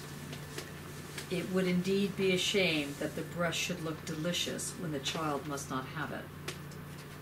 So the child believes that the breast has changed, but the mother is the same. Her glance is as loving and tender as ever. Happy the person who has no need of more dreadful expedients for weaning the child. So, in this version, he's speaking about the mother. And he's saying, happy be that parent who, when you have to teach something to the child, that you do it in no other way than by blackening the breast and making it just seem like something changed, when in fact it is a catastrophic change, the removal of the breast. When the child must be weaned, the mother blackens her breast. It would indeed be a shame that the breast should look so delicious when the child must not have it. So that's the first way he concludes this temptation story. He basically says the first thing to think about, one thing to think about is that the parent, and think about who in the story is the parent. Is Isaac really the parent? Is Abraham the parent? Is God the parent? Who's the parent? Is the lamb the parent? Like, who's the parent? Happy the person who has no need of more dreadful expedients for weaning the child. Then he repeats the story. And he ends by saying, in the second version, when the child has grown big and must be weaned, the mother virginally hides her breast. So she's doing modest. So the child has no more a mother. Happy the child who does not in another way lose its mother. So modesty, this form of modesty is another way of teaching death or loss, but not in a very harsh way. It's still doing the same thing. No, you can't have the breast. Off grounds. So the first way is that she blackens the breast, but the child still sees it but doesn't want it. So the child makes a decision. The child doesn't want the breast. The child sees, oh no, it's not the same thing, I don't want it. In the second version, the breast is that the mother is hiding herself. In the third version, he says, when the child must be weaned, the mother too is not without sorrow at the thought that she and the child are to be separated more and more, that the child which first lay under her heart and later reposed upon her breast will be so near to her no more. So they mourn together for the brief period of mourning. Happy the person who has kept the child as near and needed, not to sorrow any more. So the third version of removing the breast is to say what? What did you hear in the third version? Both the mother and the baby are free. Yeah. So in the first one, the child makes the decision, and it's an overt decision. In the second one, the mother makes the decision, but she does it by taking herself out of the picture, and therefore the child mourns the loss of the mother.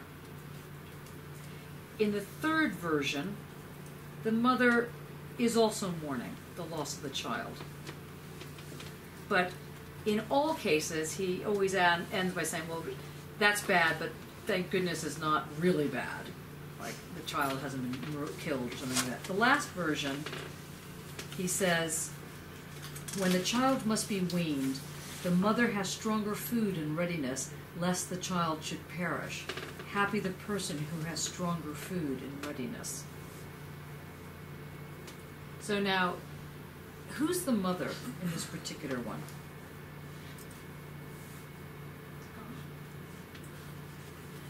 Well, there's only like 4 characters in this play. So it's not God.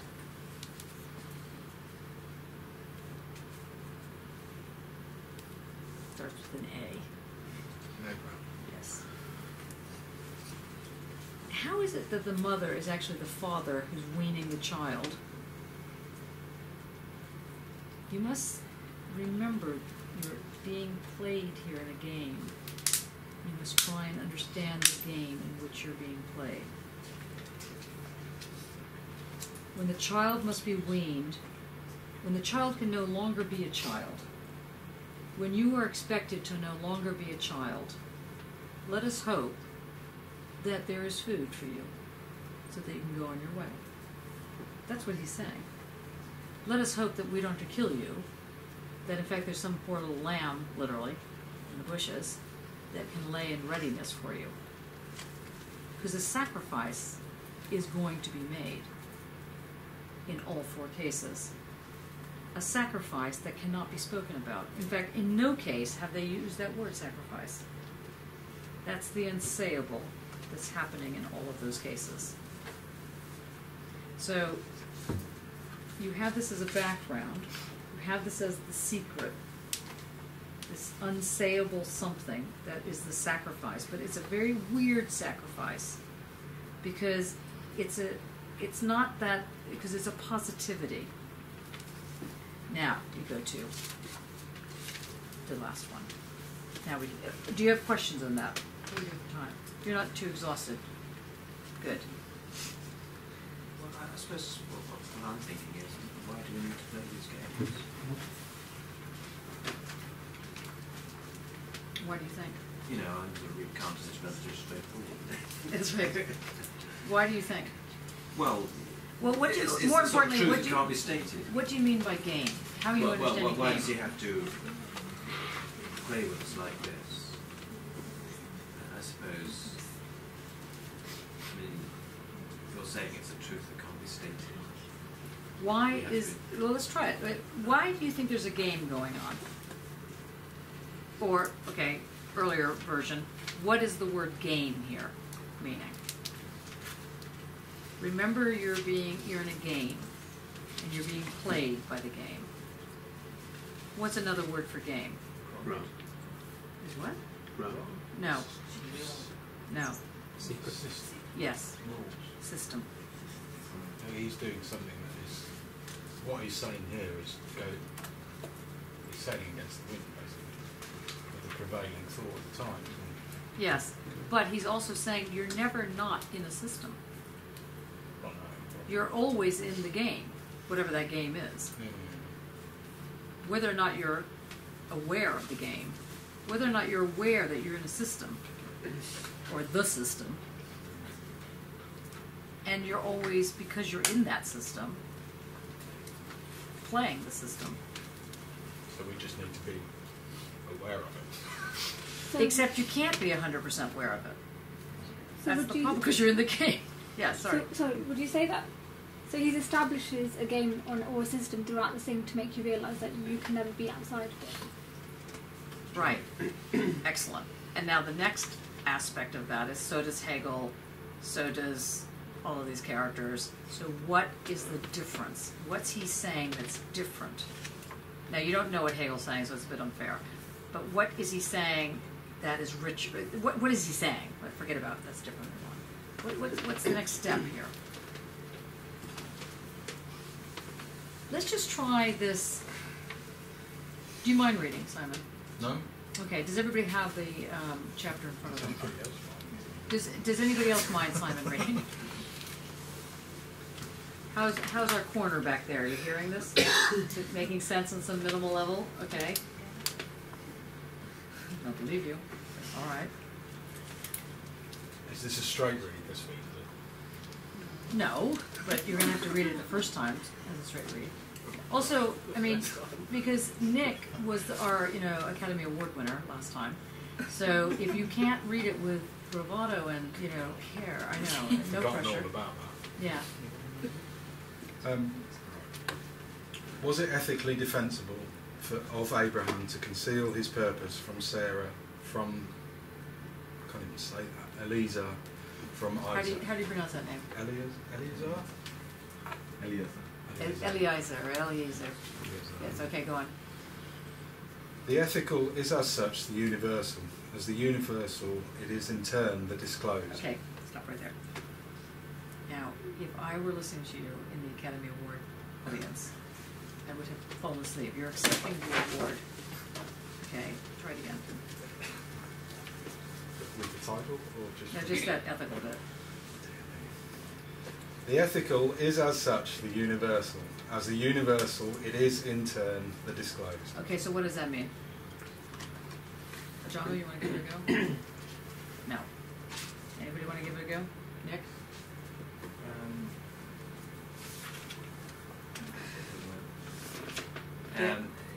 The ethical is such, it's what is known to everyone.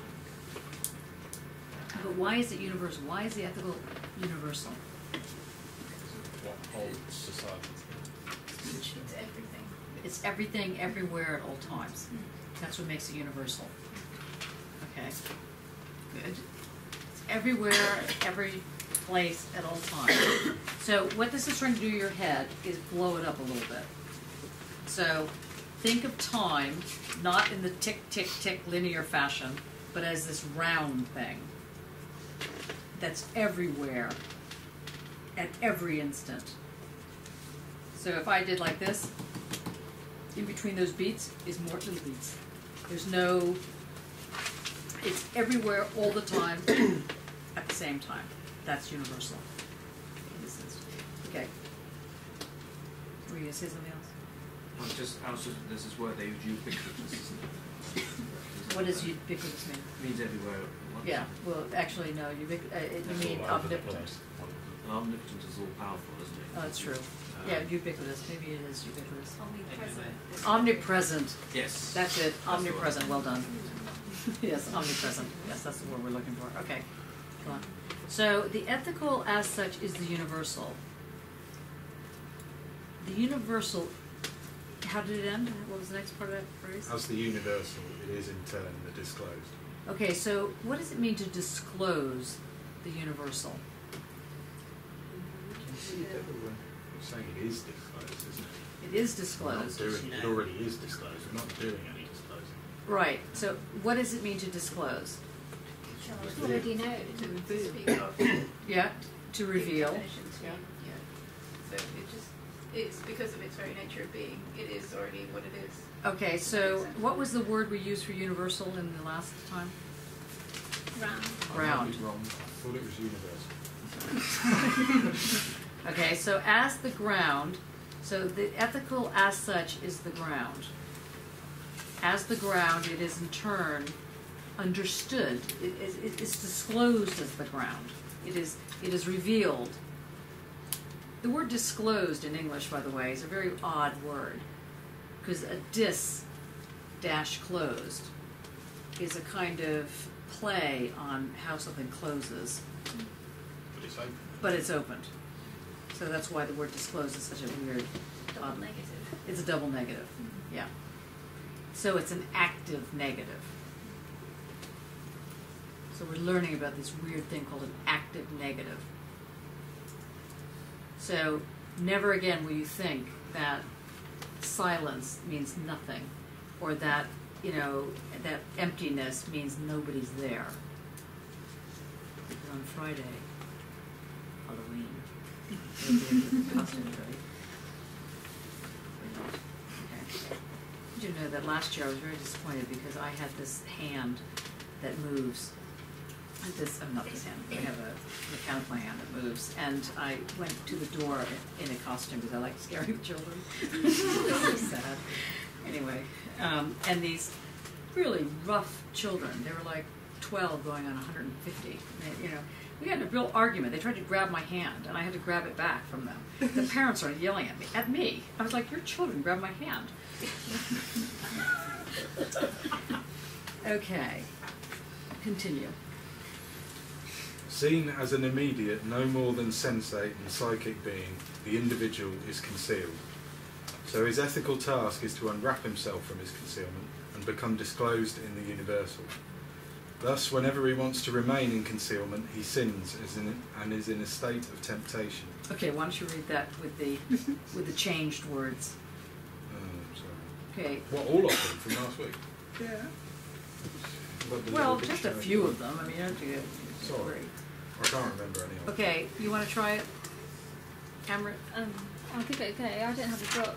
Okay, that can be easily remedied. So, where are we?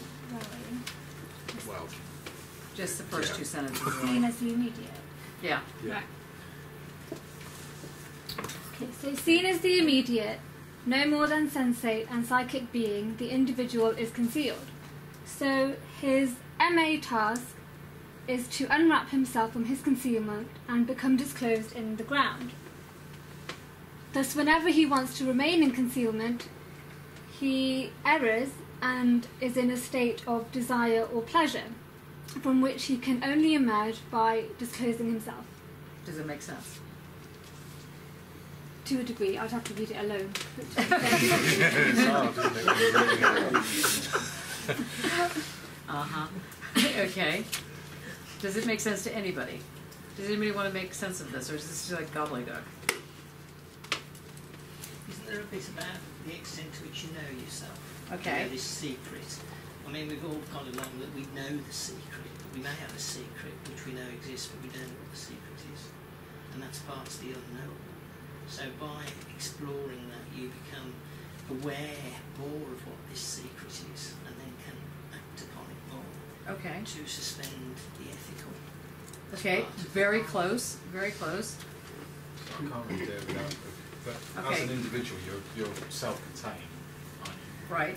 But to be part of society or well, the universal, or to be part of everything else, then there has to be a degree of you opening up and revealing yourself to be a part of it. Right. Repeat that.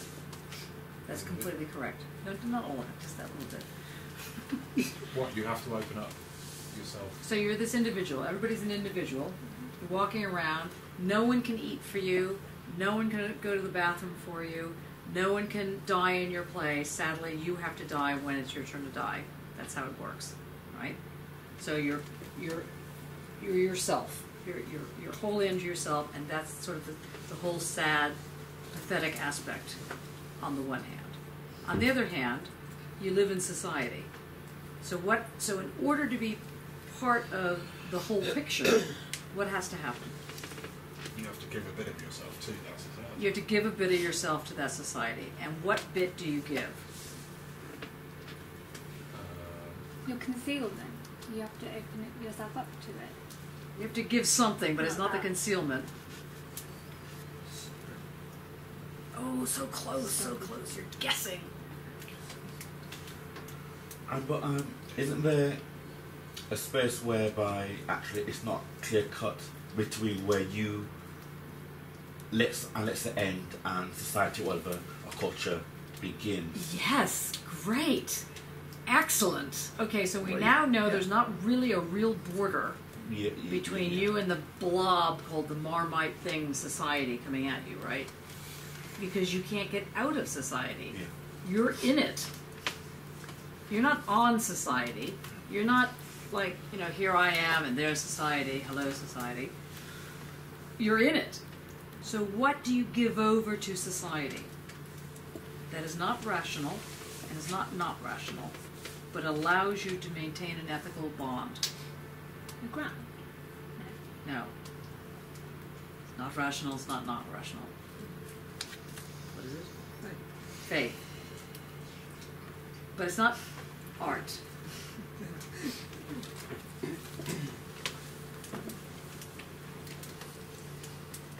I don't know if you're getting this. Can't tell. We're almost ready to take a break, so just hang in there one more minute. Okay, back to Simon then. Walked into that one. Yes. Okay, see if you can do this. Okay, go on. Okay. I'm changing the words. Yeah, read the next paragraph. Have you got the words in front of you? No. Do you want the words? Here. He's just complaining. He did fine without the word in front of him. Yeah, that was a week ago. We find This is how you ourselves... train yourself to remember things. Alien concept. We find ourselves again at the same point. Now, the same point being the one that he's mentioned now throughout the book, every time he brings up a problem. It's a paradox. Ah. What does the word paradox mean? Well, it's two opposing things coexisting At the same time. time. Time is kind of crucial here. Okay, good. Okay, read the whole thing again. Unless there is a concealment which has its basis in the single individual's being higher than the ground, then Abraham's conduct cannot be defended, since he disregarded the intermediate MA. This is hardly reading the cue. Okay, tell you what. Intermediate art considerations. Forget it. Just read what it says there, and then we'll go back and add things.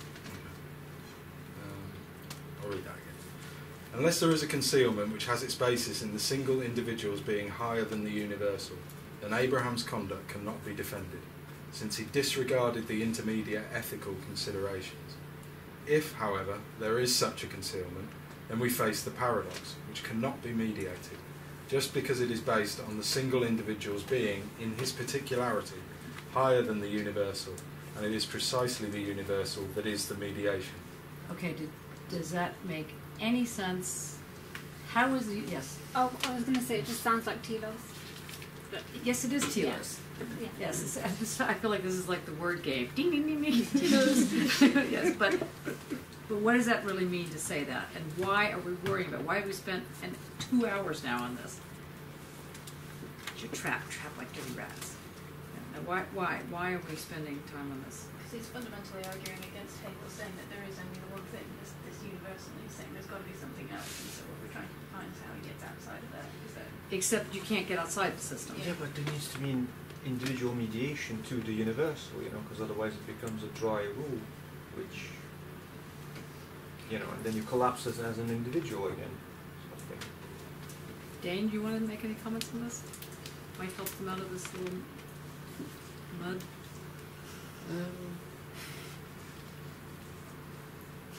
In order to figure out a way to break with telos, here he talks about, a bit earlier he said about temptation, how one can be tempted to sort of leave the universe, but again there's a double temptation of being drawn back, like when Abraham he goes out on this mission to kill his son for God, but there's always the temptation of him falling back universally, because he's always in this state of fear and trembling that what he's doing is wrong, and that's sort of the universal acting on him as a means to tempt him back. Good. So the first part of the problem is you want to break out of the telos. Good luck. Yeah, there is racism, there is sexism, there is homophobia. It's all crap. How are you going to break out of it? It's not going to happen by just going, today I just don't feel like being, involved with the racist world. So I'm just going to be a good person. That's not going to work, right? You're still going to be dealing with racism. How are you going to really break the telos? How are you going to really break this view of essence that infiltrates every aspect of the social, while knowing perfectly well that you can't get out of the system? You somehow have to do it while being caught in the system.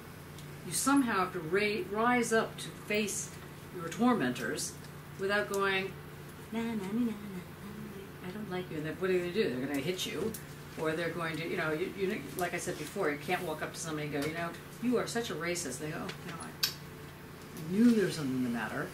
Yes, thank you for clarifying that. No. So how do you really break it? Is the only way to break it drone warfare?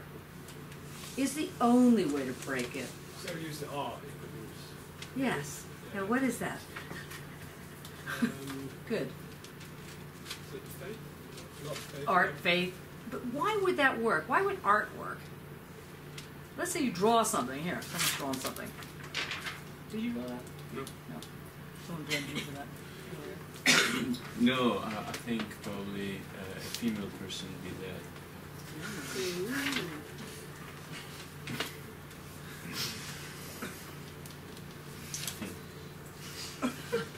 Anyway, my question is, why would this break the telos? Assuming that this is art. It's illogic. What? Because it's illogic, it has no reason. Yeah, but if it's a logic, then we're falling back to Hegel. But it has no purpose. But if it has no purpose, why would that work? You're putting it out there, aren't you, To make people think. to change perceptions. Because you can get in under the radar. If you've got faith, if you've got faith that it will. Okay, but when we say faith, do we mean, oh, please, please? You have to simultaneously, don't you, be an individual and be in the ethical. You have to simultaneously disclose and keep a secret. Yes. And why is that? How is that possible?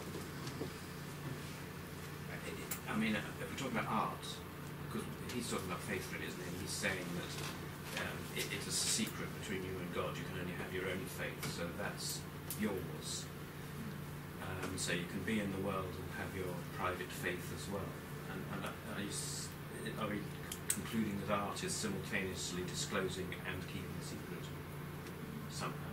Yes. Yes. Is that it then? That's No, close. something else, No, yes. no, it's close. Okay, so let's continue on this paragraph. So we'll just get through the paragraph and then you take a break. Just start again with once again, you stay at the same point. We find ourselves again at the same point. Unless there is a concealment which has its basis in the single individuals being higher than the universal, then Abraham's conduct cannot be defended, since he disregarded the intermediate ethical considerations. And he's a murderer then. Right, okay. If, however, there is such a concealment, then we face the paradox, which cannot be mediated.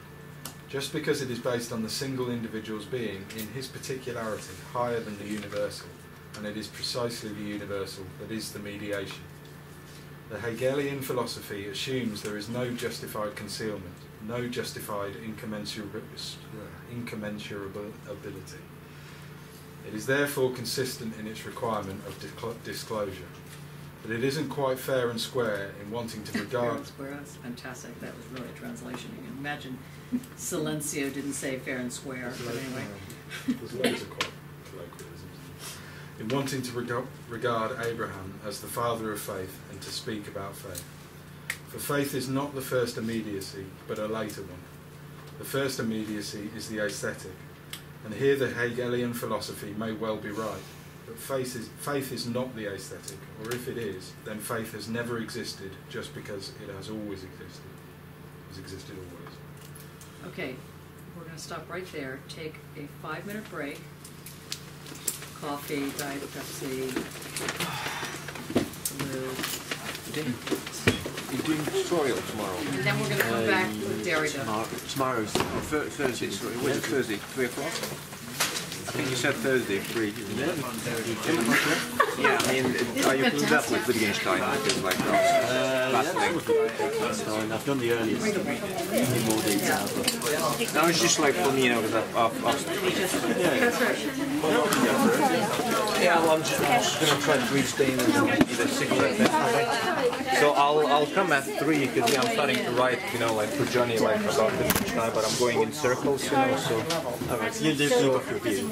Yeah, for now. So like, It just I've talked with Johnny about that. I talked with the guy about that. I talked with Matthias about that, and I'm still spinning in a circle. So it's like, where's the?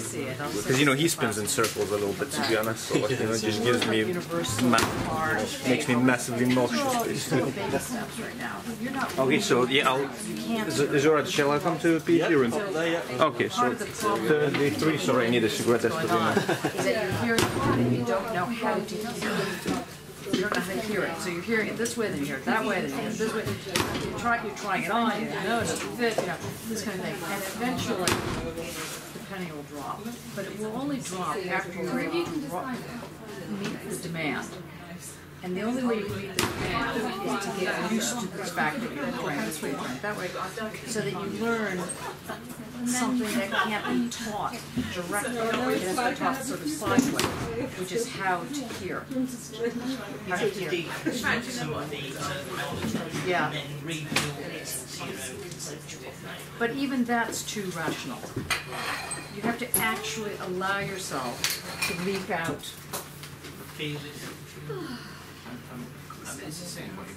Yeah, no, yeah, that's right. That's what you have to do. And then learn what that actually means. Because eventually, there is a rigor to this. There is a discipline. I don't mean in a harsh way. I mean, there is a way in which you can look at work and say, no, that is just terrible. That maybe the person really means well, but it's just not working. It's just not working. And it's not to do with the fact that there's cultural, interpretation, blah, blah, blah. It's just not operating on that level. And to be able to see that, or to be able to have it resonate, or for the piece itself to resonate, you've got to meet a certain demand, and that's what is being mentioned here. But it requires this relation between indeterminacy, incommensurability, secrets, which is what we're going to talk about. Yeah. I think that's okay. Okay. Good luck. Good luck for tomorrow. Yeah. Yeah, please. If you see Mark, give my regards. Oh, you're going to the RA. Oh, well done. Oh, right. Right. Yeah. Right. Oh no, the RA. Are you going to see Elizabeth then? I mean, Eliza. It's just an open day, so. Well, that'd be great if you can possibly get to see her. Eliza. She's the, she's the head of the RA, but she's also the external here. Right. Yeah, she's the external for the MA. So. Weigh in. Anyways, weigh in. Right, thank you. Yeah, you're welcome. See you later. See you next week. I think the other thing is this word faith. Yeah, for me, I usually. And Derrida sort of gets around that. That's the atheist tertiary. Yeah. And it works better for atheists than it does. Yeah, it does, absolutely. Yeah. And it also uses this word general instead of universal. Yeah. Universal sort of intimidates. I know, but we have to. I know. I'm not sure. Well, it's more precise. Universal actually means something quite precise, whereas general tends to mean sort of whatever you want it to mean when you want to mean it. I suppose so. Universal. I don't know. I like this one. Derrida's seems to be the individual. Yeah, but so. Well, so does he. And so, in fact, so do all these people. The interesting thing is that if we again go back to this question of enlightenment, which is saying there is such a thing as an individual. This is a big break from medieval positionalities, whether or not it was Judeo-Christian or whatever, where you actually have to move toward the relationship that the individual is as important as the state. It's quite a big break from sort of 60s, 70s social theory as well. Very much. Oh my God. You mean 1960s? Yes, yes, absolutely. Because be very careful not to say about the individual. Yeah. But you see, the individual got lost in this kind of unfortunate revision of Marxism, basically, and this odd relationship, which you think after the invasion of Budapest in the 50s, that people would not have had such a ridiculously myopic view. But I Yes, that is a charm, a discreet charm. Yes, a charm. Well, hey, could be actually. It's interesting. Yeah. I have to say, yeah. The last point that we finished with concealing and you can feel like it's been 10 minutes and is it, would you do that? Who's the standard? See, you're posing this as a logical problem that then has a resolution. But there is a logic, it's just not that. It's a sensuous logic. So it's trying to get people to think with the senses, all of them, not just the brain sense, let's say. And so not to but to at the same time say that the brain sense, if you only have to have one, then have that one. But you don't only have one. Does that make sense? Somebody's freezing in this room.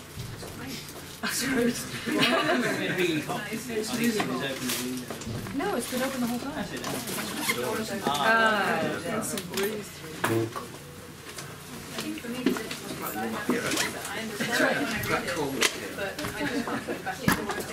Yeah, but that's going to be the case, because unless you have had this kind of training, which nobody has had,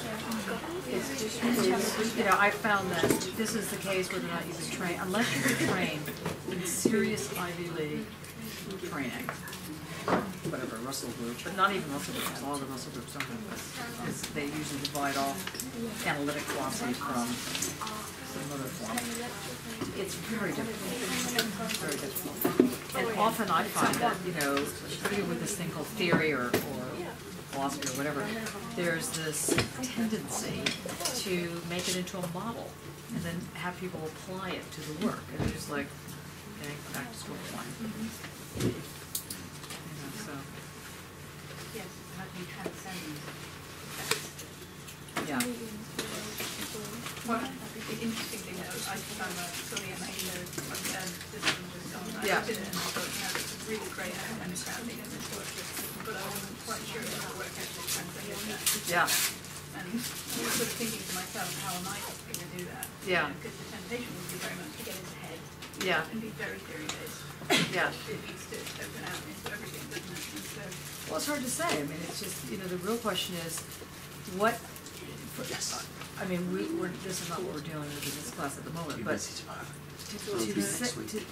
when art works as a work of art, it is usually because it is able to install itself.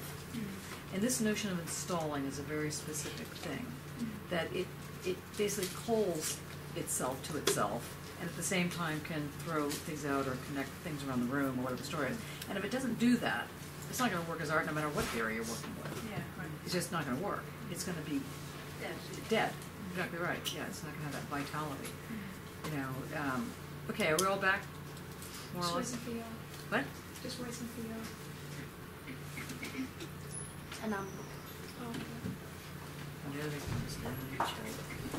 Very good. Okay, could you please bring out the Derrida in you?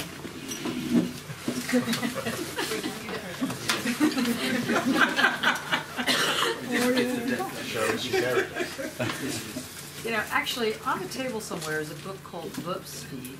See it? Oh yeah, it's underneath there. See that? Yeah, that. I just need to show you this.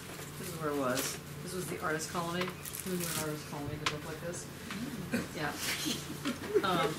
And you can take a look at these are the artists that founded the Warp Speed. They look like artists. They have the cigarette, it's the dark, black and white and gray thing. Anyway, the reason I'm showing you this is because we were there for 4 days in this thing called psychomaterialism, which was actually quite hilarious. And I said more things in favor of Derrida than I have in my entire life. And I worry about myself. Okay. And now we are all again doing Derrida.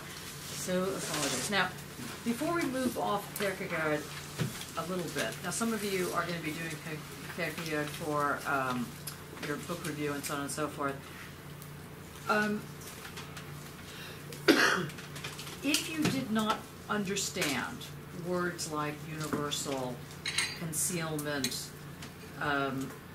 paradox, these are important words, and you need to begin to wear them. Like pretend that they're outfits you have in your closet. Learn how to wear them. Learn when to put them on and when they match and when they don't, and things like that. Just become more used to them. This is what's really important here. Okay.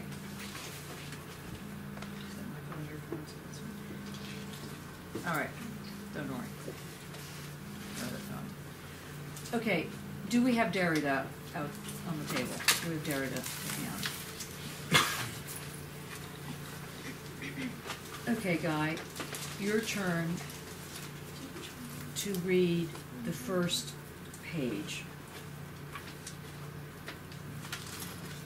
if you don't mind. Do you have it? It's chapter 3. Yeah. What page is it? It's on 53. It's always perfect. It's like asking someone to speak when they have just taken a bite of food. You know, sorry about that. Okay, while you're finding it, who wants to read? Do you want to read? Nope. Nick, you want to read? Guy, you'll pick up on this later. Mysterium tremendum, a frightful mystery, a secret to make you tremble. Tremble? What does one do when one trembles? What is it that makes you tremble? A secret always makes you tremble, not simply a quiver or shiver, which also happens sometimes, but tremble. A quiver can, of course, manifest fear, anguish, apprehension of death, as when one quivers in advance in anticipation of what is to come. But it can be slight on the surface of the skin, like a quiver that announces the arrival of pleasure or an orgasm. It is a moment in passing, the suspended time of seduction. The quiver is not always very serious. It is sometimes discreet, barely discernible, somewhat epiphenomenal. It prepares for, rather than follows, the event. One could say that water quivers before it boils.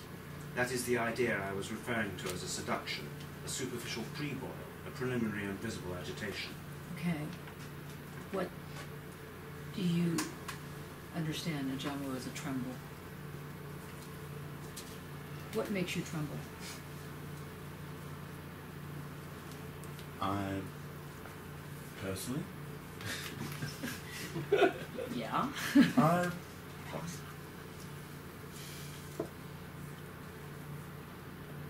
think fear can make one tremble. Someone tremble. I think fear could.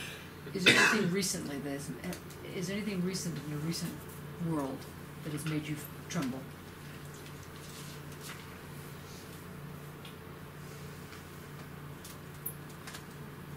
Not that I want to share, actually. But yes, then. But yes. Yes. Yeah, Okay. yeah. And was that tremble something that was frightening, or was it pleasurable, or was it pleasurable? Yeah. Yes. Okay. Yeah. And in that tremble, could you remember who you were? Could you remember your name? The name I was using, yes. So you were aware of a name? Yes. Okay. What about you? Oh, what? Have you trembled recently? Yeah, I think it was maybe a couple of nights ago. I can't remember exactly. You want to like lose yourself a little, but I can't exactly remember what it was. Is it that you can't remember or you don't want to share? No, I just can't remember. Okay. Yeah. What about you? You haven't trembled recently? No. Okay. That's interesting. We'll get back to you behind the couch. Yes. Me? Yeah, have you trembled recently? Yeah. I tremble all the time. That's a normal thing. So, is there anything that kicks off the tremble? Mine's mostly anxious trembling. So is it actual physical, like you're actually... Yeah, I feel it in my stomach. Right. It's like a vibration, so just behind the stomach wall. And does it have any manifestation when you're working or not working, just all the time? Oh no, I mean it comes and goes. Right. So that there are definite triggers to it. But Any you'd like to mention? this building sometimes does it. When you walk in, you have a tremble. No, it's a cumulative effect. It's weird. It's like the more time I spend in the building, the more I vibrate. Interesting. Okay. I don't usually tremble, but I did recently. And you know, that first phrase we used, anticipation of. We were discussing anticipation of what to come. I couldn't contextualise it because I was, I think, in the kitchen area, and I just went. It made me think, why have I done that? I'm not cold. It reminded me of the expression, somebody's walking over you, yeah. which is not a term or frame of reference I use, so I bought that. And I couldn't externalise it in any kind of attribution. The door wasn't open to cause a chill, nothing had scared me. Yeah. And I was just doing routine things and that happened. That's why I thought about that odd expression, like somebody's walked over you. Yeah. And I couldn't come up with any rationale for it. It just happened. And it was significant in the context that I don't tremble too much. It did me. Okay. So I still don't know why. And that was in your house? Yeah. Right, okay. I was thinking I couldn't, but because I've gotten the pitch, because that's somewhere where you sort of open yourself up to your public view. You mean the the presentation yeah, yeah. of the final year of BA. It's not so much whether you're going to pass or not, it's more that you sort of putting your practice on the line. Mm-hmm. So that's good. Roberto? I'm not sure if I understand the question. You're not sure if you want to answer the question? No, if I understand the question. Oh, I see, right. Is there a moment that you can recognize as a tremble? Because we've just talked about this thing, mysterium tremendum, a frightful mystery, a secret to make you tremble. What does one do when one trembles? So that's the first question that Derrida asked. What literally happens to you when you tremble? There are different types of tremble. No, but the one he's talking about. Yeah. The one that is in fear and trembling. It manifests itself in your body, so you quiver. Yeah, and what type of thing is that? Can you explain it a little bit more? Have you had one recently? Yeah, when embarking on a new body of work. So it's like the fear of whether you'll be able to live up to the last body of work, whether you'll succeed in what you're doing. Right. Okay, so that's more of the tremble out of fear. Yeah. Yeah. Can I read something out? Yeah, loud. Okay. This was 6 o'clock, 4 o'clock the other morning. Dreaming, planning, creating most of the night, and just before I woke up, another wave of tremble. I'm vibrating as I write. My tremble emanates from my heart and sits behind my upper ribs, spreading out the vibrations in my solar plexus and then down my navel with direct connection to my feet. They feel like hot pinpricks in my heels.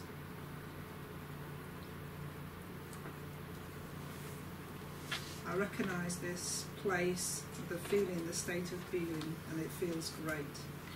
Anyway, I've woke up this morning and I have a small water piece I've been dealing with, and then it leads on to a whole stream about new work. Interesting. Anticipation. Thank you for sharing that. Anybody else can think of tremble? Yeah. I think about two different things. Like, I think I tremble when I have the impression that I'm exposing myself, like on the verge of the act of leaping and exposing. Mm-hmm. But that is like kind of tremble if it's really about me, really about myself. Whereas when I'm doing my stuff and like let's say I'm trying to make art, if I'm getting wrong with what I'm doing, like if I have the impression that I'm destroying what I was doing, I don't think I really tremble. I think I sweat. Like no matter if it's hot, I just had the impression like there's the sweat like coming around my face, and like almost score in my eyes, but that is not really like a tremble, because eventually most of the time I feel that way. I'm still in the flux and I'm still doing things. It's not that I just freeze. Right. So it's not really a tremble. So that part's not really the tremble, but the other one. The other one, yeah, because I'm frozen and at the same time I'm moved. So I'm not going anywhere in that moment, but at the same time I'm really, really far away from being quiet and being set and being okay. Okay, we're getting warmer on the tremble, yeah. So ever since I started this course, I've A been bit of wreck. in fear, is what I was going to say. I've been very fearful, and I guess just in the last few days I keep having moments where I think maybe it might be okay. I have an idea or a thought of something that might work or might take me somewhere, and I have a moment of tremble, I guess. So the moment of tremble is almost like a relief. Yeah. So Then it goes away again. All right, you know, these started. Anybody else? Sparks?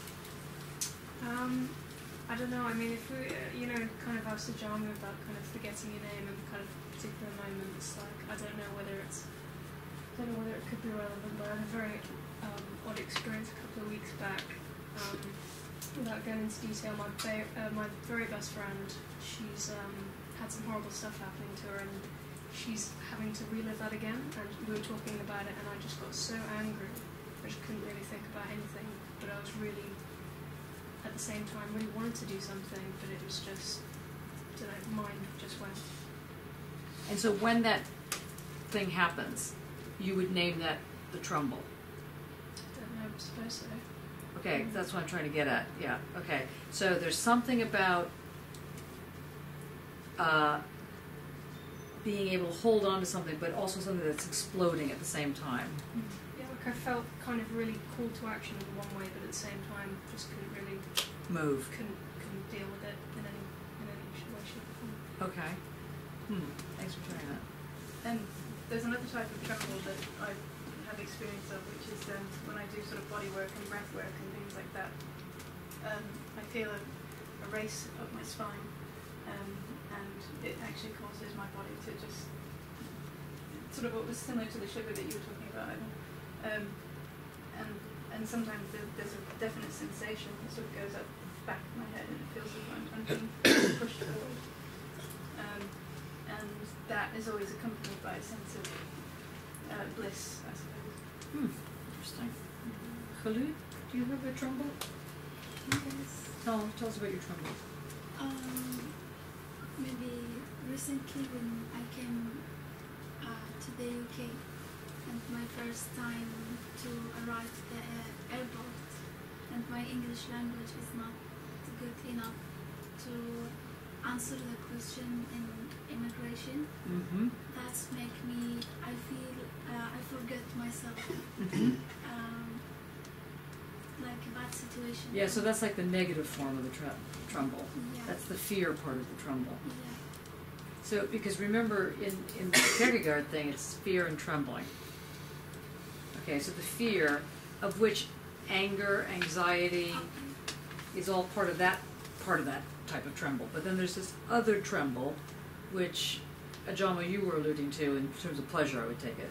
Yeah. Some sort of tremble that happens in that moment. Anybody get a tremble when you're actually working on your work? When I know a piece of work is, when I feel that it's working. When it's working. What's working on, it's doing the thing that I wanted. And when it's doing the thing that you want it to do, where are you, Ajamo, in that?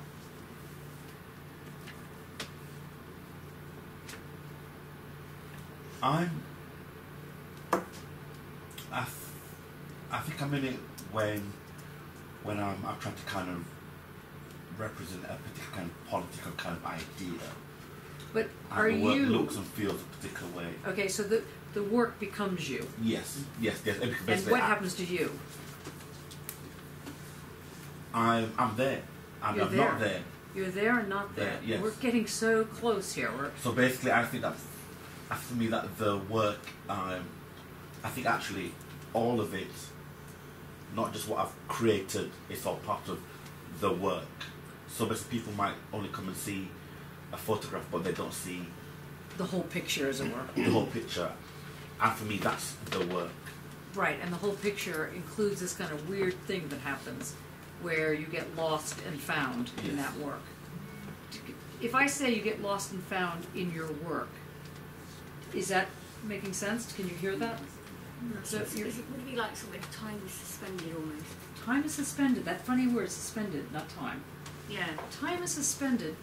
What else has been suspended earlier in the day? What else have we suspended recently? The ethical. Okay, we're getting warmer here. Yeah? Did you say something? I was just thinking, we've got two things going on here. Some quiver and tremble. Mhm. And I suppose if I feel I'm making a breakthrough, and very often I wake up in the morning and something's solved. That's great. Well, I don't know. It's I quite want your worrying, life. really. Well, look at it the other way around. It solves itself during the daylight. That's right. Oh, I see. Yeah. But it's more. It's sort of. It's like being on the crest or something. When you're sailing, sometimes you feel you play. You know, like surfing away with the boat, and there's that sort of feeling of taking off. Yeah. But it's not the shakes. Yeah. It's But more sort of but there's a physical feeling. It's a sort of Yeah. So that's what we're getting at. We're getting at this. Yeah. Oh, Alice. This has reminded me years ago. I don't do it anymore, but I used to act, and there would be a feeling just before you went on the stage was the fear, but as you stepped onto the stage, everything sort of, it was like a suspension, and you weren't yourself, but you were yourself. You knew what you were doing, but you didn't know how you were doing it. It just kind of happened. Yeah, now we're getting somewhere. I think you have to do it as well. You have Good. to. Now we're getting I know I used to get a lot when I was at college. I used to have a shed and a guy in my parents' house, and I used to. Wait, you used to have a shed? Yeah. At college? No, my parents' house. Oh, I see. When I was at college, yeah. Okay. And I used to just sometimes have these ideas. I think I just had to do them, but somehow it made sense. But I could never write it down quick enough or anything like that. But I just had to do this idea. Yes. It's Okay. losing a sense of control as well. There's a losing a sense of control, but there is still something that is not. You're not in free fall. No. So it's not the sense of. It's not the loss of control, and then you're falling off a cliff. It's not that form of loss. So it's a loss of a control, but there's a. Again, it's a positivity. It's because you find at the same time, and it almost becomes that you become the work almost is making it itself. It's like a compulsion. You just you can't think of any other state of being but That's being. what sportsmen call being in the zone. In the zone. Yeah. It's being in the zone.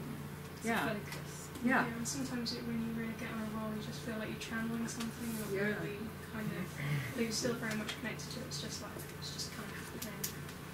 And that's part of the egg timer test, which I told you about in terms of reading, in case you've forgotten.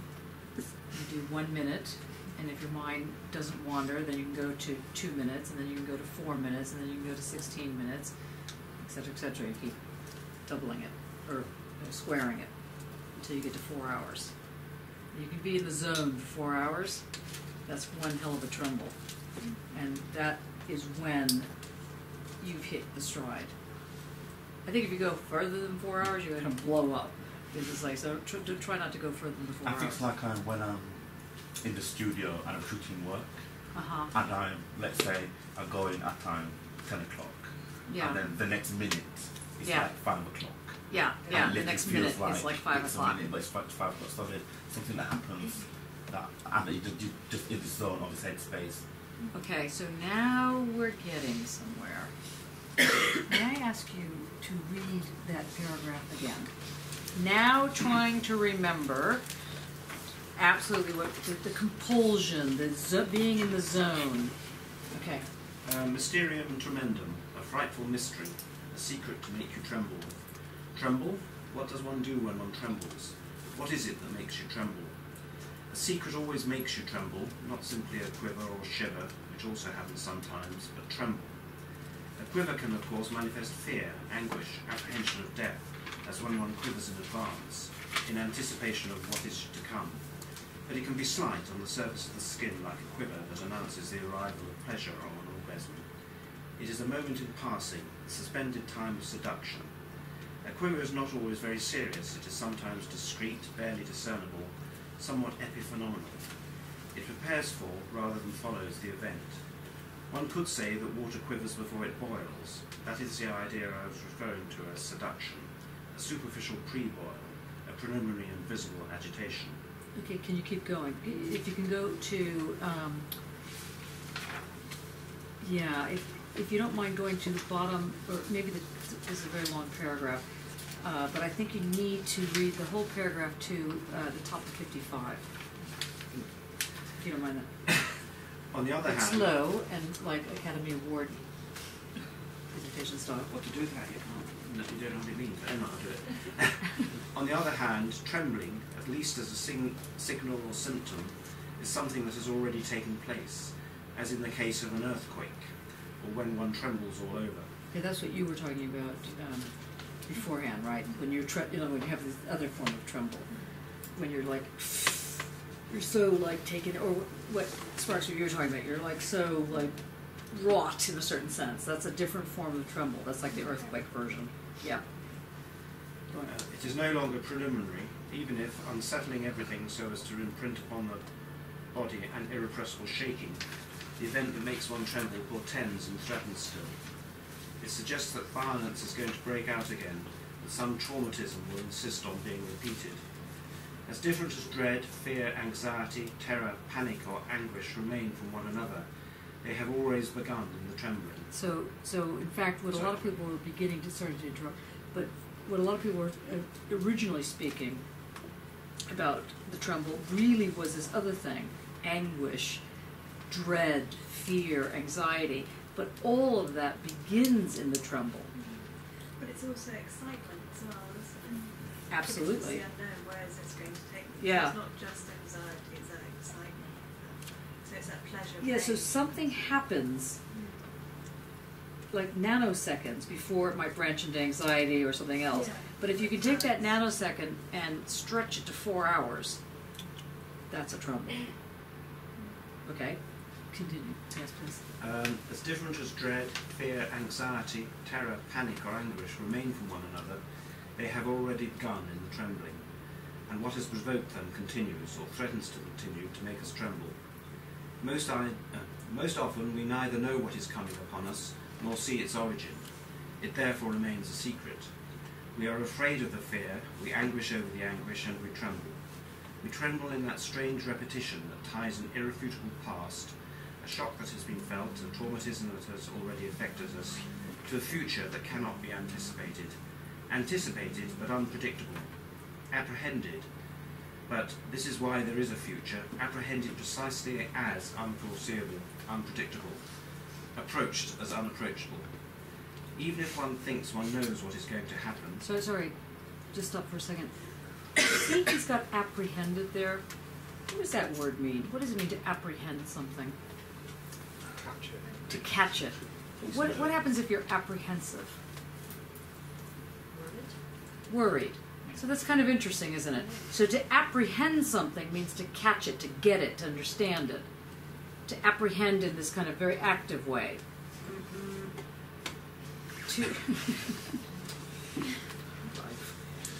But to worry is to be caught by it, is to be the object that is apprehended.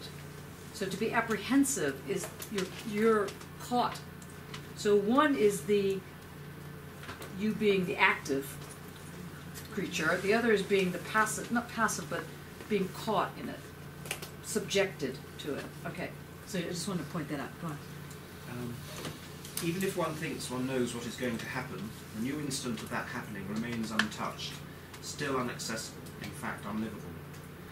In the repetition of what still remains unpredictable, we tremble first of all because we don't know which direction the shock came, whence it was given, whether a good surprise or a bad shock, sometimes a surprise received as a shock. And we tremble from not knowing, in the form of a double secret, whether it is going to continue, start again, insist, be repeated, whether it will, how it will, where, when, and why this shock. Hence I tremble because I'm still afraid of what already makes me afraid, of what I can neither see nor foresee. I tremble at what exceeds my seeing and my knowing.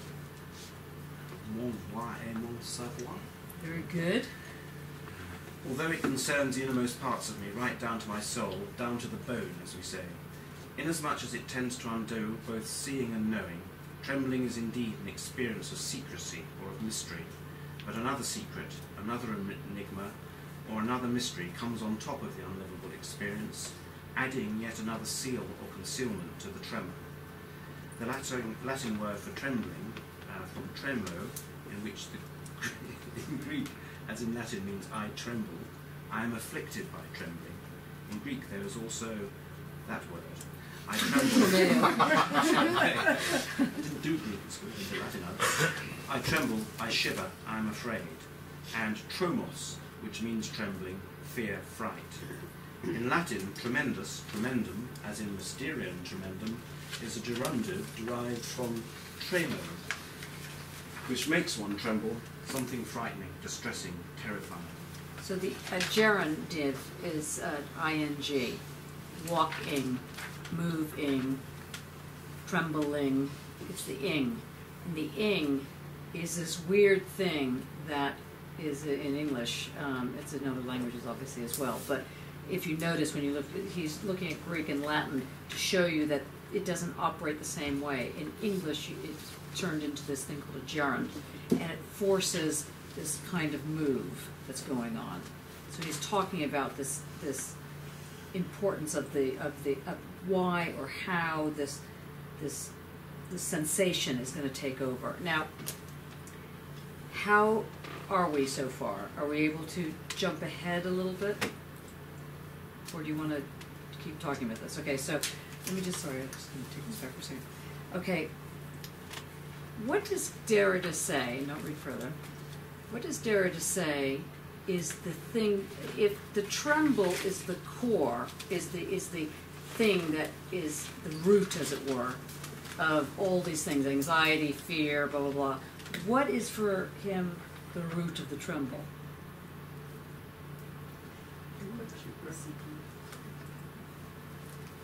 Starts with an L. Couldn't play hangman. No, good.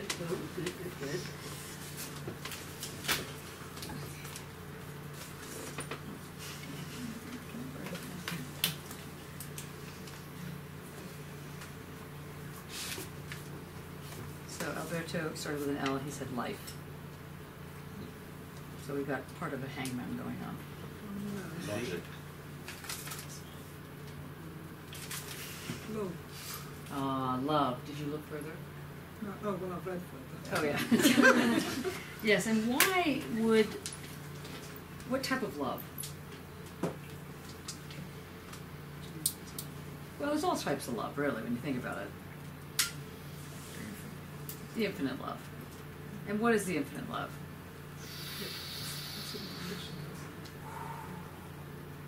What is infinite love? Well, one way to put infinite love, I mean, not like splitting hairs over it, is that it does. There's no condition attached. That's the idea of infinite love. Abraham's love to Isaac. Yeah, was infinite, though. Personally, I would prefer a different form. Infinite, but yeah, it's this unconditional love that usually, as a parent, you have to your child, or whatever, to your pet, whatever it is. There's an infinite relationship. Now, not everybody has this infinite relationship. A lot of people don't, this has been a feature of a lot of people's relationship to their children. Sometimes they have a very conditional relationship, and that's a whole, we'll get into that when we get into Freud. But the infinite love is a love that basically says it will never change, it's always there. Now, would everybody in this room say that you have experienced infinite love? Wow, lucky group.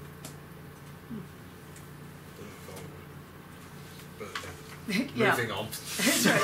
That's right. No, I think that it's quite amazing that so many people have experienced infinite love. How can you tell? Okay, that question. does put you in the Simon category. I think this is one of those you'd know if you knew kind right. of things. Well, I don't believe that, but never mind. No, exactly. Okay, Dane, what were you going to say? I was going to say anything now. We, He's got a whole book on works of love, how one sort of can recognise a human work of love rather than love as a concept. How does it emerge as a human work? Does one presuppose it in another? How does it build up from a ground away from a universal? Very good. So if your artwork does not have some form of infinite love in it, something's going to go wrong. If you don't really like your work or you think it's okay, but you throw it out the next day, probably it's not going to be as powerful as you wanted. What is it that makes us tremble in the mysterium tremendum? It is the gift of infinite love. So if, for example, a work of art gives you that gift, which could happen, I've stood, I mean, I hate to sound so absolutely cliche, but I have stood in front of Van Gogh's work and absolutely felt I was being given a gift of love and wept, which is kind of amazing. I mean, who knew? It's like wow. Obviously, must get out more. But it's like that kind of thing that you're caught, literally caught in this. It's part of this tremble moment. So the dissymmetry, as he goes on to say, that exists between the divine regard that sees me and myself, who doesn't see what is looking at me. So let's say, forget about God, but let's say we're talking about this work of art that looks at you and gives you this gift. That's pretty powerful.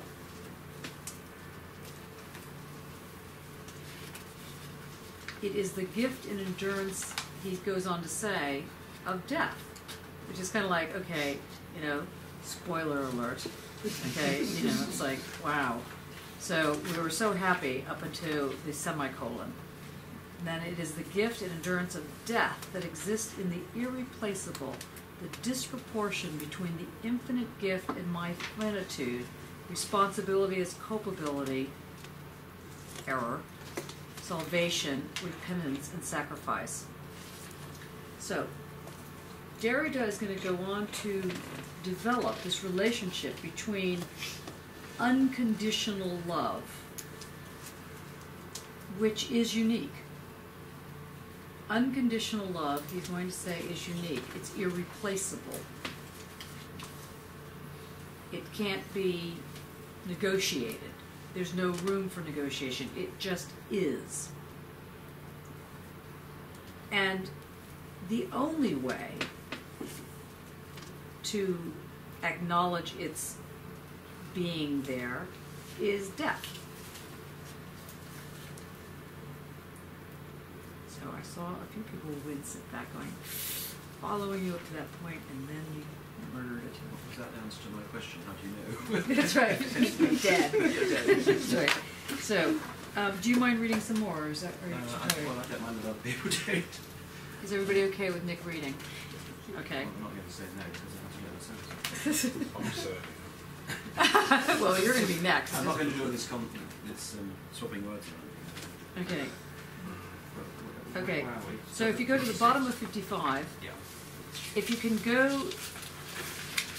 Actually, no. Let's skip that. I think what would be more interesting is he goes into this word adieu, which sounds like you're sneezing, but it means goodbye in French. Adieu. A-D-I-E-U-X. I'm sort of murdering it. Okay. And then he splits it to A split Jew, which is very close to God. So he starts playing around with this, which he doesn't do it in this particular article, but it's part of his other work. So if you can start with, as in the title of Kierkegaard's essay, and then just go down to the question of our death. That, and you don't have to get into Paul and his discussion in Latin. As in the title of Kierkegaard's essay, Fear and Trembling, the Mysterium Tremendum includes at least an implicit and indirect reference to St. Paul. In the Epistle to the Philippians, 2:12, the disciples are asked to work towards their salvation in fear and trembling. They will have to work for their salvation, knowing all along that it is God who decides. The other has no reason to give to us and nothing to settle in our favour, no reason to share his reasons with us. We fear and tremble because we are already in the hands of God, although free to work, but in the hands and under the gaze of God, who we don't see and whose will we cannot know, no more than the decisions he will hand down, nor his reasons for wanting this or that, our life or death, our salvation or perdition. We fear and tremble before the inaccessible secret of a God which decides for us, although we remain responsible, that is free, to decide, to work, to assume our life and our death. So Paul says... No, skip that bit. Okay, now, he then develops the argument around the question of how one brings in the wider picture or a different kind of picture of the question of God. But if you can jump to page 50, end of 57, the very last bit of 57, to the part of, to just almost to the page of the secrecy, to the end of 58.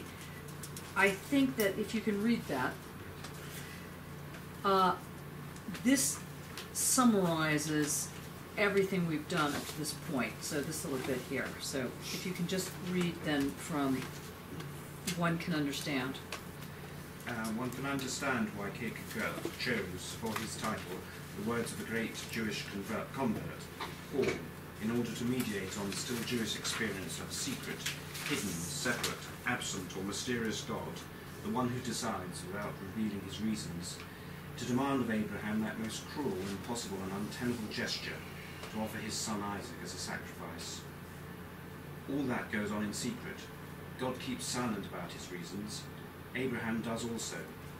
And the book is not signed by Kierkegaard, but by Johannes de Silencio, a poetic person who only exists among poets, Kierkegaard wrote in the margin of his text, Fear and Trembling. This pseudonym keeps silent. It expresses the silence that is kept. Like all pseudonyms, it seems destined to keep secret the real name as patronym, that is, the name of the father of the work, in fact the name of the father of the work. This pseudonym, one among many that Kierkegaard employed, reminds us that a meditation linking the question of secrecy to that of responsibility immediately raises the question of the name and of the signature. One often thinks that responsibility consists of acting and signing in one's name. A responsible reflection on responsibility is interested in advance in whatever happens to the name in the event of pseudonymity, metonymy, homonymy, in the matter of what constitutes a real name.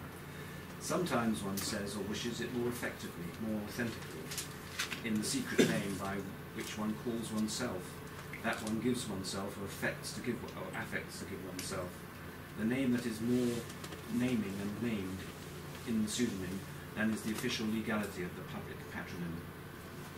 The trembling of fear and trembling, or so it seems, the very experience of the trembling of fear and trembling is, or so it seems, the very experience of sacrifice.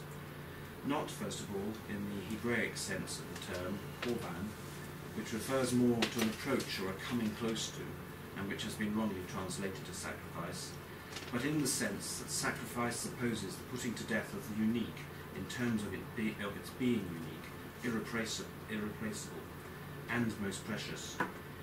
It also, therefore, refers to the impossibility of substitution, the unsubstitutable, and then also to the substitution of an animal for man, and finally, especially this, by the means of this impossible substitution itself, it refers to what links the sacred to sacrifice and sacrifice to secrecy.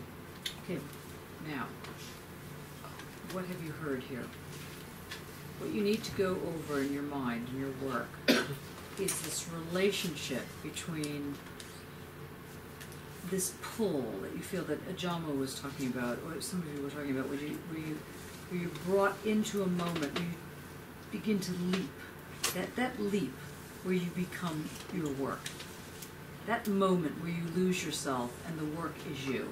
where you sacrifice yourself to become this, to make this thing. And if the sacrifice doesn't really happen, the work's not going to be that good.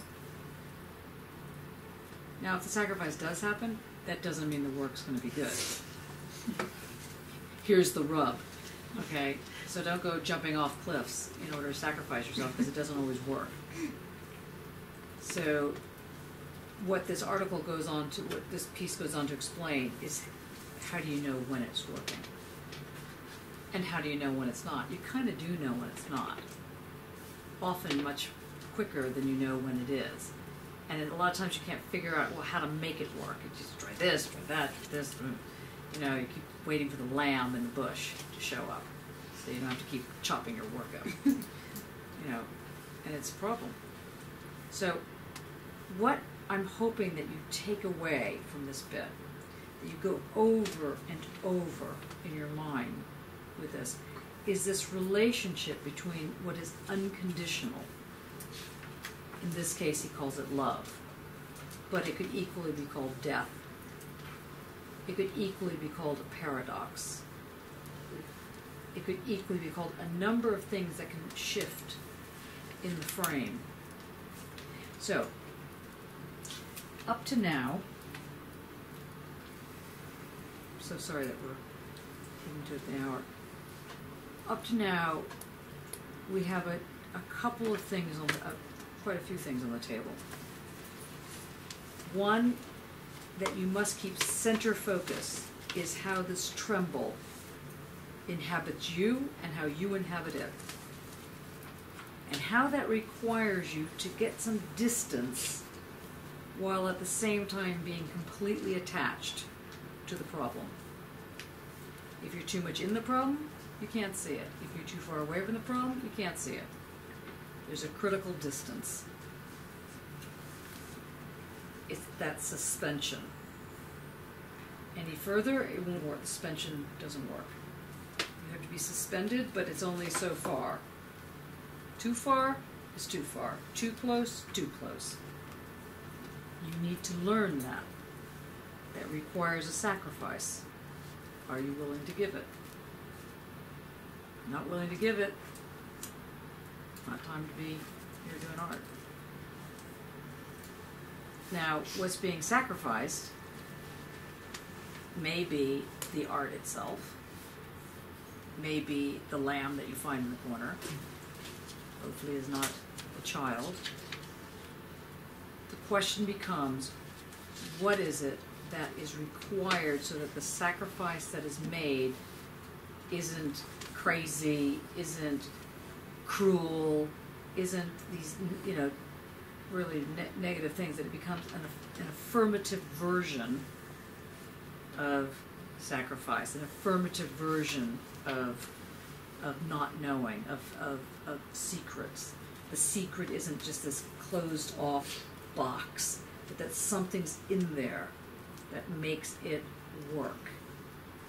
It's an unsayable something. Question so far?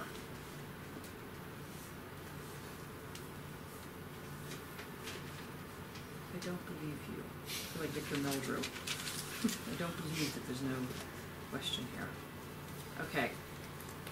So next week, I would like to introduce you to the oral and anal phases. My favorite part of those. And I want you to keep reading, go backwards, go forward. Things like, what is this infinite love? Does this just sound like weird hippie stuff? What is this that they're talking about? Is it just something like infinite love? It goes. Death. What are these things that we're talking about? What is the role of violence? One of the things that used to just irritate me to no end with Derrida was that when I would go to lectures with him, where he was lecturing, I was in the audience, and he would go off on one about violence, and violence is, making a mark on the canvas. It's like, oh, God. He's like, obviously you've never been in a war-torn environment, or you've never been sexually assaulted, or whatever your issues are. It's like that is so not taking seriously the word violence. You know, I used to just have like, you know, just want to, you know, keep me away from that man. I have to kill him. You know, and yet there's something you need to think about on how a condition gets established. This is the ground the unconditional. Is the ground the conditional? Shell game. We're in a shell game now. You know what a shell game is, right? Corner, back in the corner. Everybody know the shell game? Where you're like shifting things around. Find the maid. What's it called? Well, it's a card game, but it's called Find the Maid. It's called Find the Maid. You use the queen, and that's the card you've got to find. Go with the shell game. 3 boxes. Yeah, that's right. Yeah, you know, a shell game where you have like, you know, a shell. Yeah. 3 of them. You put a little something under there, and then you go really fast, like this, and then you say, where is the pen? Well, because I'm not very fast, I know it. Okay, so it's not very concealed in my concealed revealed. But anyway, so the idea of the shell game is that you can move around, and that's what we're in right now. We're playing with this. So when you feel like you have not now understood anything, and now it seems to get worse as opposed to better, you hope that every time you come in with those fresh, happy faces, can't wait to hear what you have to say, and then go out and anything. Okay, come see me. Let's make tutorial meetings. Dane, with me, but good luck trying to find me at this point. But Dane, Mattia, obviously myself as well. Just email us. Okay? Freud next week. Anal, oral, pleasure drives, things like that. All good, all fits together. You feel like a pee in a way?